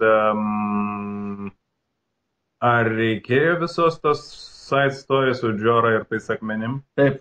Ta prasme, jeigu dabar jis sugrįš ir nieko ten esminio nepasikeis dėl šito, tai tada kam jam būt buvęsiam išvykusiam? Nebent va dabar jis kaip Dėl tavęs, Ignai. Aha, kad aš pergyvenčiau labiau. Bet visas jo išgydymo būdas tikrai labai diskreditavo visą lygą ir tai, kaip jį buvo užkaipinta, kaip visiškai nepagydoma. Jau labiau po šitos scenos, kur mokytojas paklausė, ne po šitos, man reikia, po kitos paklausė Semo, kaip tu išgydai, nes geriausiai gydytojai nepajėgdavo ir Semas tiesiog pasakė, aš paguglinau, radau instrukciją ir išėjo. Čia tas toks nuviliantis realaus gyvenimo pavyzdys, ta prasme, kur iš tikrųjų, kad gyvenime galėtų tai būti ir tai buvo, bet kai tai yra filme, tu galvoji kažkaip galėjo, ką nors įdomiau sugalvoti, nes čia tai gėlą. Jo, filme tu visą laiką tikėsi, kad bus tam tikras balansas tarp legendos ir tikrovės galbūt. Jo, tarp legendos ir tikrovės ir tarp, sakykime, įvykio kainos, jeigu taip galima suformuluoti, ir jo pasiekmės. Įvykio kaina, aš turiu omeny, kad mums buvo pristatyta šita liga, ji buvo ilgai pristatoma kaip visiškai nepagydoma ir gerai mes tada įvedama tam tikrai išimtis, kad pat galima šią taisyklę sulaužyti, bet kai tokio lygmens taisyklės sulaužomos knygose, filmuose ar kitose, sakykime, naratyvuose, tai tu tikėsi, kad bent tas sulaužimas bus to vertas. O čia, kaip Ignas pasakė, tiesiog to side story galėjo nebūti. Būtų žymiai vientisesnis pasaulis. Kas man patiko, tai kaip vystosi toliau Horacijaus trimito, jau kaip mes jį vadiname, ir Semo būtent mokytojo ir mokinio santykis. Ta prasme, aš labai vyliausi, kad jis taip vystysis ir jis taip vystosi, kaip aš ir labai norėjau, ir aš esu labai patenkintas, man labai patinka Horacijos trimitas, kuo toliau, tuo labiau, ir kaip Semas iš tikrųjų būtent per jį jisai tobulės kaip būsimas kažkoks ar meisteris, ar galų galia įvykdyti savo užduotį, kuriai ir buvo skirtas nuo pat pirmo sezono. Per Horacijų trimitą būtent. Arkmeisteris. Archmeister, ja. Horacijos trimitas atrodo kaip tas mokytojas ir matyt daug kas turėjo tokį vidurinėse mokyklose ar net profesoriaus pavydalo universitete, kuris kiekvienas syk, kai tave pagiria arba pasako paliaupsina, jaučia pareigą iškart po to tave nuleisti ant žemės, kad tu pernelik dėl savo laimėjimo. Taip. Ja. Bet būtent tu tokius, būtent, jis man primena tą dėstytoją, kurį tu prisimeni, kai baigėjai universitetą ar ten po daug metų. O ką jūs mano, klausykit? Gerai, Džora sako, aš juosiu atgal pas Daenerys, nes taip reikia. Ką jis ten veiks ir kokias, bangas ten sukels, pozityves, negatyves? Ar jis ten iš viso turi kažkokių tai tokių priešų dabar likusių ar kažko tai? Ne, jis tiesiog, žinai, ankstesnėse sezonuose buvo ta trijolė, buvo Grey Wormas, Jorah ir šitas Dario Naharis. Vat irgi norėjau paklausti, kurgi Darius? Taip, aš iškart pagalvoju apie jį ir aš galvoju, kad jis atsiras anksčiau ir vėliau labai. Dabar jie bus dviese ir jie tiesiog dviese visur pirmieji puls ir žmonės pjaus į kairę ir dešinę, manau. Šiaip Ignai, taigi atsimeni, Darijų paliko Miriną vadovauti. Aš jau ir nebeatsimenu, bet aš lyg ir atsimenu, kad kažką jam pasakė, kad ne, tu nevažiuosi su mumis. Nevažiuosi, nes tu esi mano meilė ir taip tai bus mano disadvantage. Tai čia Virma ir Missandei istorija. Visiška. Iš esmės, aš manau, Dario mes daugiau nebepamatysim. Tu manai? Aš manau, kad jis išlys labai tinkamų momentų, kai Daenerys jau bus visiškai riesta. Jo, su savo Mirino Hebra atvažiuos. Nes Darijus jau kas, bet Darijus tai tikrai ten nesėdės. Ir mes, man atrodo, visi sutarėm tam podcast'e, kai po tos serijos. Kad jis savo vietoje nesėdės. Bet matai, jis ne to tipo žmogus. Jo, bet mes apie jį šnekėjom, kad jisai ir ne tas žmogus, kuris mėgsta ilgai liūdėti arba kuris mėgsta visiškai bejėgiškai įsimylėti. Nors vienoje iš savo scenų ir savo atsisveikinimo scenai su Daenerys jisai pasakė, kas gali būti po tavęs, po drakonų karalienės. Daenerys pasakė, kad, aš prezimuoju, kad po manęs bus daugybė kitų moterų. Tai aš manau, kad Dario labai gali būti, kad paliūdėjo, tada pasakė,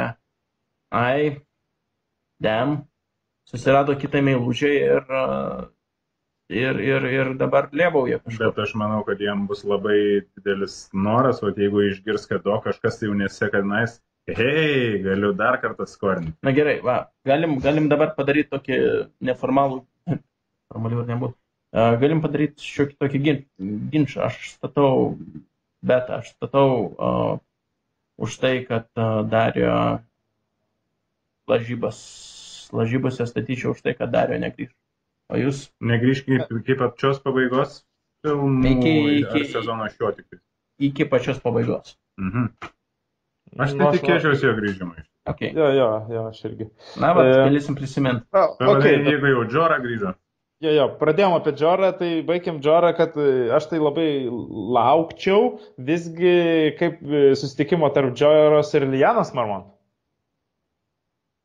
Taip, teisingai. Įdomu, ar jie iš viso, kuo jie tenais labai... Nes jis yra kaip jos dėdė, aš suprantu. Nes Jorah buvo teisėtas valdovas, viskas tvarkoj, po to jį ištrėmė. Ir tada valdovė tapo jo sesuo su savo dukrom, kurias visas iškirto iki pačios Lyannos. Tikrai Lyanna jo nepaklostys.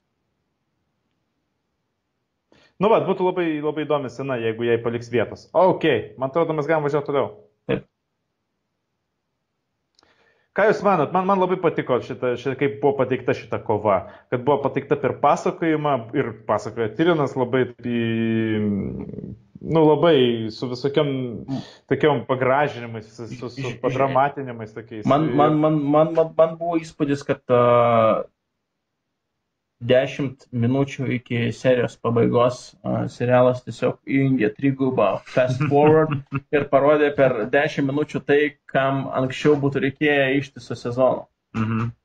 Ir dar plus, šiek tiek keistoka man, nežinau kaip jum, bet man tie efektai, kai kurie jau tokie labai jau ant žalio ekrano pafilmuoti ten buvo. Skytai. Visi skydininkai jo, visi kritimai, ten tos kopėčios, čia jau, nežinau, prastokai atrodo. Bet man asmeniškai neipatingai gal patiko principas pasakojimo, bet jis galbūt buvo, sakykim taip, iš dalies, nesakyčiau, kad būtinas, bet jis, man asmeniškai norėtųsi, kad būtų kitaip išspręsta negu, kad pasakojimu ir tada vyksta kažkoks veiksmas. Aš iš viso neatsimenu, kad iš viso Game of Thrones'uose kada nors būtų buvę taip konkrečiai, kad kažkas pasakoja ir po to rodo tavo vaizdus apie tai. Tai man toks labai originalus sprendimas pasirodė ir vėl nustebino būtent režisūrinis toksai sprendimas, kur tu vis nustembi, ir vėl čia režisuoja kažkaip originaliai, vėl čia kažkaip kitaip pateikė, nes tų serijų krūva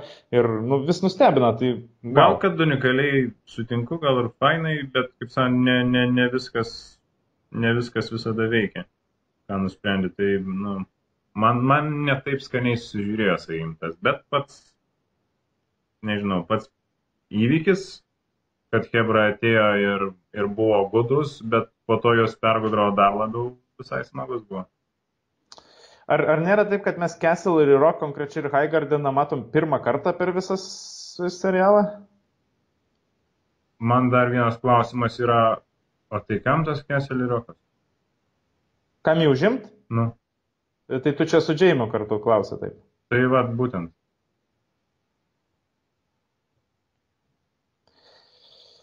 Čia buvo mintis sumušti pirmiausia Lannisterių armiją ir pirmiausia buvo sumušti netikėtai. Nepavyko nei vienas, nei antras, nes tos armijos nebuvo ir visgi buvo tikėtai. Tai ir galiausiai dar suvarė jų laivyną, tai jiem tikrai gavos disadvantage, bet čia gaunas tada toksai klausimas po to, kai jau žinai post factum. Kai buvo tuo metu, kai Tyrinas viską planavo, tai atrodė tikrai gan smart planas, nes sumušt pagrindinę smogiamąją Cersėjos armiją, tai tikrai buvo protingas žingsnis, kuri negalėtų tą armiją padėti atbėgti King's Landingo. Matai, kaip, nes man tai kilo tas pats klausimas, vat, kai jie aiškino pirmą kartą. Ir man toks jausmas, kad Tyrionas norėjo pasimti tą Castle Rocką vien dėl to, kad jo tenais yra tas Castle Rockas. Nu tai jo, taip galėjo atrodyti, bet serialas visom kuom bando pasakyti, kad taip nėra, kad tikrai esmė buvo sumušti jų armiją. Nu, makes sense tada. Dabar kalbant, tikrai, aš sakau, man labai apsidžiaugiau, kai pamačiau, Castle Rock vidaus nepamatė, bet bent jau pamatėm Highgardeno tą pagrindinę kažkokią, tai yra kažkokią, bent jau kur Olena mėgstamo kambarį, vis kažkokių tai kitų dalykų, nes man labai patikdavo, kaip Dorna rodo, visus tos ornamentais kažkokio ten kitokios kultūros, tai realiu truputį pasigėdau, nors knygose dažnai apie jos rašoma. Kaip jums? Branasgi atsirado. Taip, Branas atsirado, taip, aš irgi pastebėjau. Norėčiau paminėti, mes kaip tik su Dima prieš šitą mūsų podcastą žiūrėjome, kaip Branas dainuoja dainą Up on the Roof. Tai visi, kas norit, galite paguglinti, kaip smagiais stepo žingsneliu tenais traukia. Arba net į Facebooką galėsime įkelti, nes kažkada įkeldavome Facebooką tokius visokius dainuojančius Game of Thrones aktorius. Tai scena užėmimas pilies ir Olėnačio. Jo, kaip jums tas paskutinis atsisveikinimas? Man labai asmeniškai patiko interjeras to kambario. Ir ta Olena palikta, kaip san, čia pačiam paskutiniam tam kadre ir geriausiai išreiškiama, manau. Olena beje irgi dabar labai tamsiai apsirengusi, kaip savo pačios laidotuvės. Tai ji turbūt specialiai tą jo. Bet man irgi labai patiko interjeras, man tik buvo gal klausimas, jie nelabai galėjo įeiti į siege mode ir šiek tiek atsilaikyti kol neatvyktų daugiau Daenerys kariuomenės, spėjo, nes visa tai realių kariuomenė veikiausiai buvo, arba bent dauguma buvo su Tarliu, ne? Ir turbūt su Daenerys? Jo, taigi jie ruošėsi King's Landingą imti.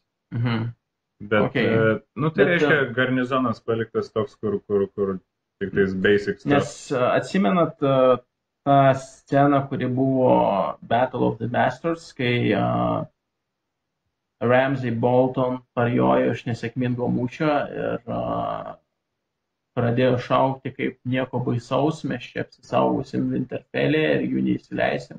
Jeigu ne tas milžinas, tai gal jie būtų atlaikę kelias dienas. Tai va. O šiaip tai labai smagu, kad nukneckino Oleną. Irgi buvo vienas mano mėgstamiausių personažų ir pagaliau grįžo tas jausmas, kai geriečiams pradeda nesisekti ir tau norisi, kad blogiečiams dar labiau nesisektų.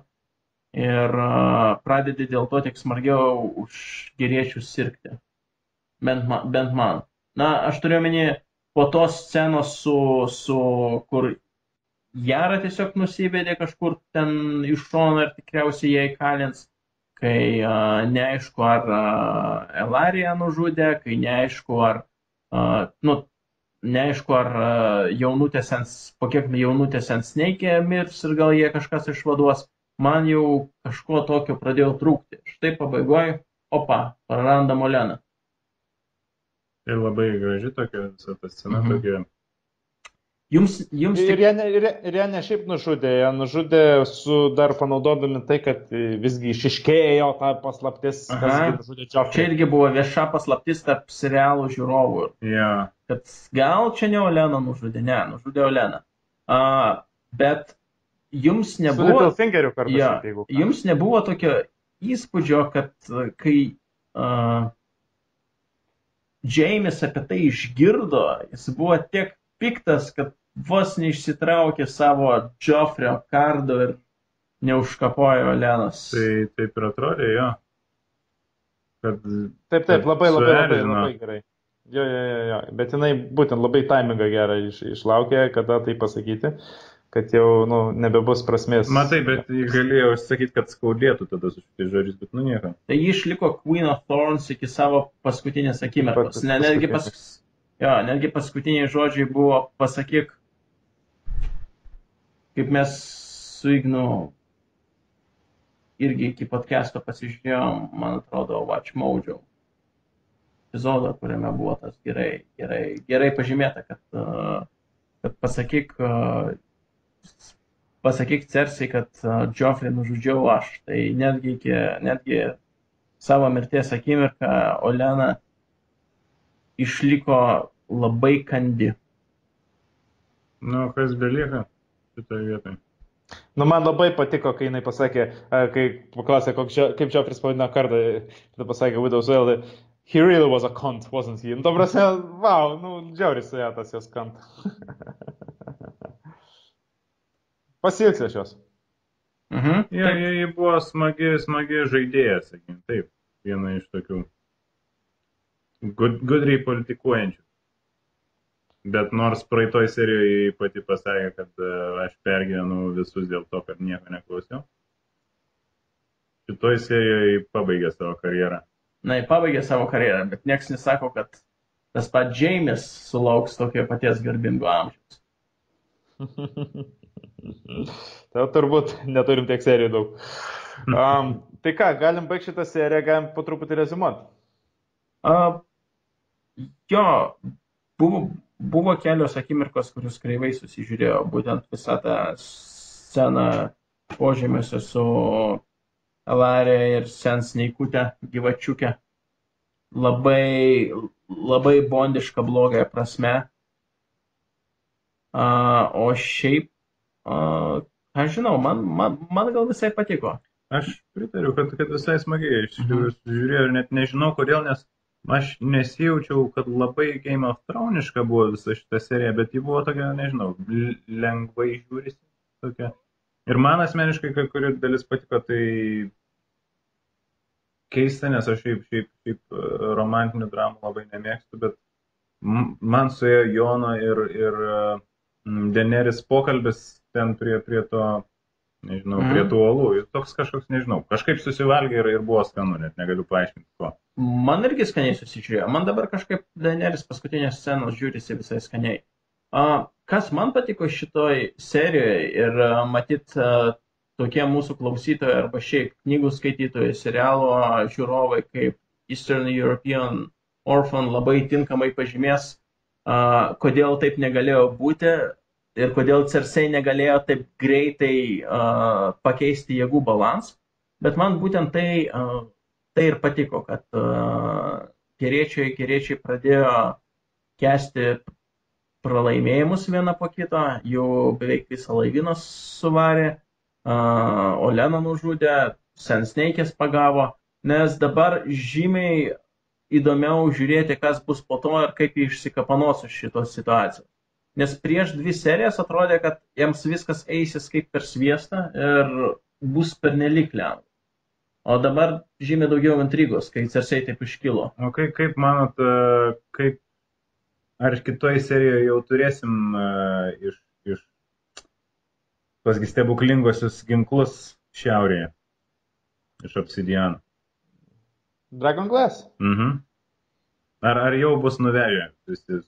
Man žinai, šitoje vietoje labai patiko, kaip Daenerys gale tos scenos. Su Džonu Snow pasakė, maždaug eik prie darbo. Ir jiem teliko Tai jis ten sako, tai tu mane myli, jis sako, eik, aš nepasakysiu. Ne, bet jie maždaug pasakė jaunikaitį atgal prie darbo. Jam tai reikėjo pasakyti kaip kokiam tam pionui iš Warcraft'o. Work. Ir tiesiog eiti tas Dragon Glass'o kasyklas daužyti su kaptuku ir nešti atgal. Taip, visiškai. Ir matai, kaip resursų didėja tas skaičius. Taip, ir misija yra ten, kaip pradžiai tutorialinėse misija būna, sumining ten 10 Dragon Glass'ą. Pabuilding ten tą ir tą. Nu, žodžiu. Jo, man irgi šitą seriją labai visai taip net, emociškai taip teigiamai pasižiūrėjau ir taip labai skaniai ir iš tikrųjų dėl to, kad tos scenos, ypač man tai konkrečiai Tyriono su Džonu, tikrai labai kažkaip šiltai ir jo, serialas pradeda taip, net pradžią sezoną aš truputį Dimos tokio nuotaiką turėjau, kad čia eina į pabaigą, čia liko, kiek dabar liko Dima? Kentas? 10 serijų. Tai va, kad jau serialas eina į pabaigą, čia viskas greitai įsiklausis, toks liūdesys, tokia šiek tiek nostalgija. Bet va dabar po šitos kažkaip vėl atsiranda toks man Game of Thrones drive'as, laukimas, būtent va po šitos serijos atsiranda laukimas kitų serijų, toks didesnis.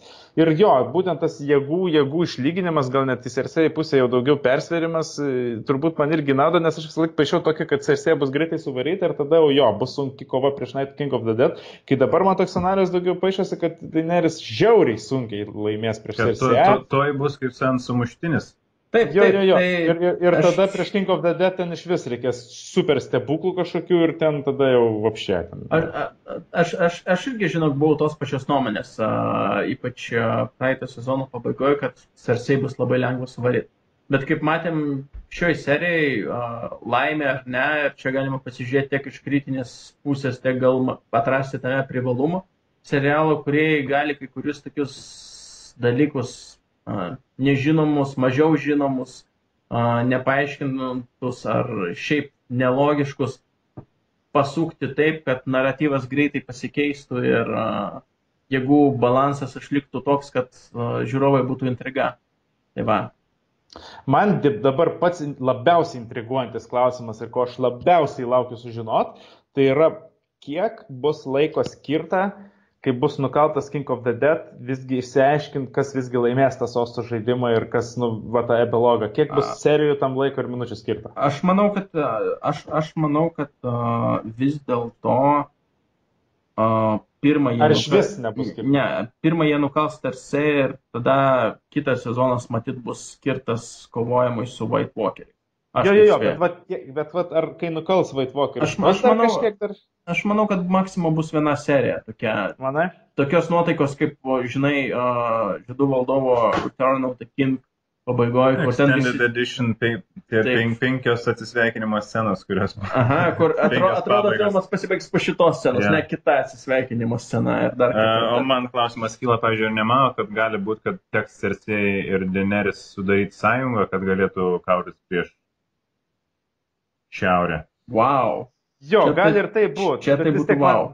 Man vis tiek labiau intriguoja, kiek bus laiko skirta po to, kai ta šiaurė nukals.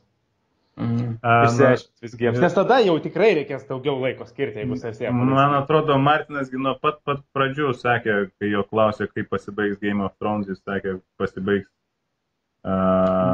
Bittersweet, jisai taip sakė. Jis, man atrodo, sakė, kad pasibaigs žemė nuklota lavonai. Ar tai Graves. Kaip Jonas labiausiai ir bijo.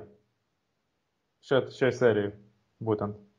Reikės pasižiūrėti pilną kvotą. Ką jis ir bando pasakyti Cersei, kaip dažnai filmas būna, kur bičias kažką žino, niekas jo netikė ir sako, hebra, bet čia yra tikrai, ir jūs manim netikit, ir jūs visi manim netikit, ir jis 5 kart klausė, taigi jūs manim netikit, o pagaliau jūs manim tikit, jau jūs manim tikit, kaip čia taip negali būti. Investicijos gal dar pavertinkim. Tai nuo pradžių, man atrodo, kas pirmasis ten pasirodė, gal Davosas visgi turbūt, ar nebuvo pirmasis mūsiškių investicijų. Davosas, nežinau, jis padiplomavo truputį susipažino su naujom kultūrom, buvo pakankamai geroj pozicijai, sakyčiau, atvažiavo, ale truputį jos suparino ir po to dabar jau Kebra grįž su Dragon Glassu ir visi sakys, o Jonai, kaip tu gerai sugalvojęs buvai.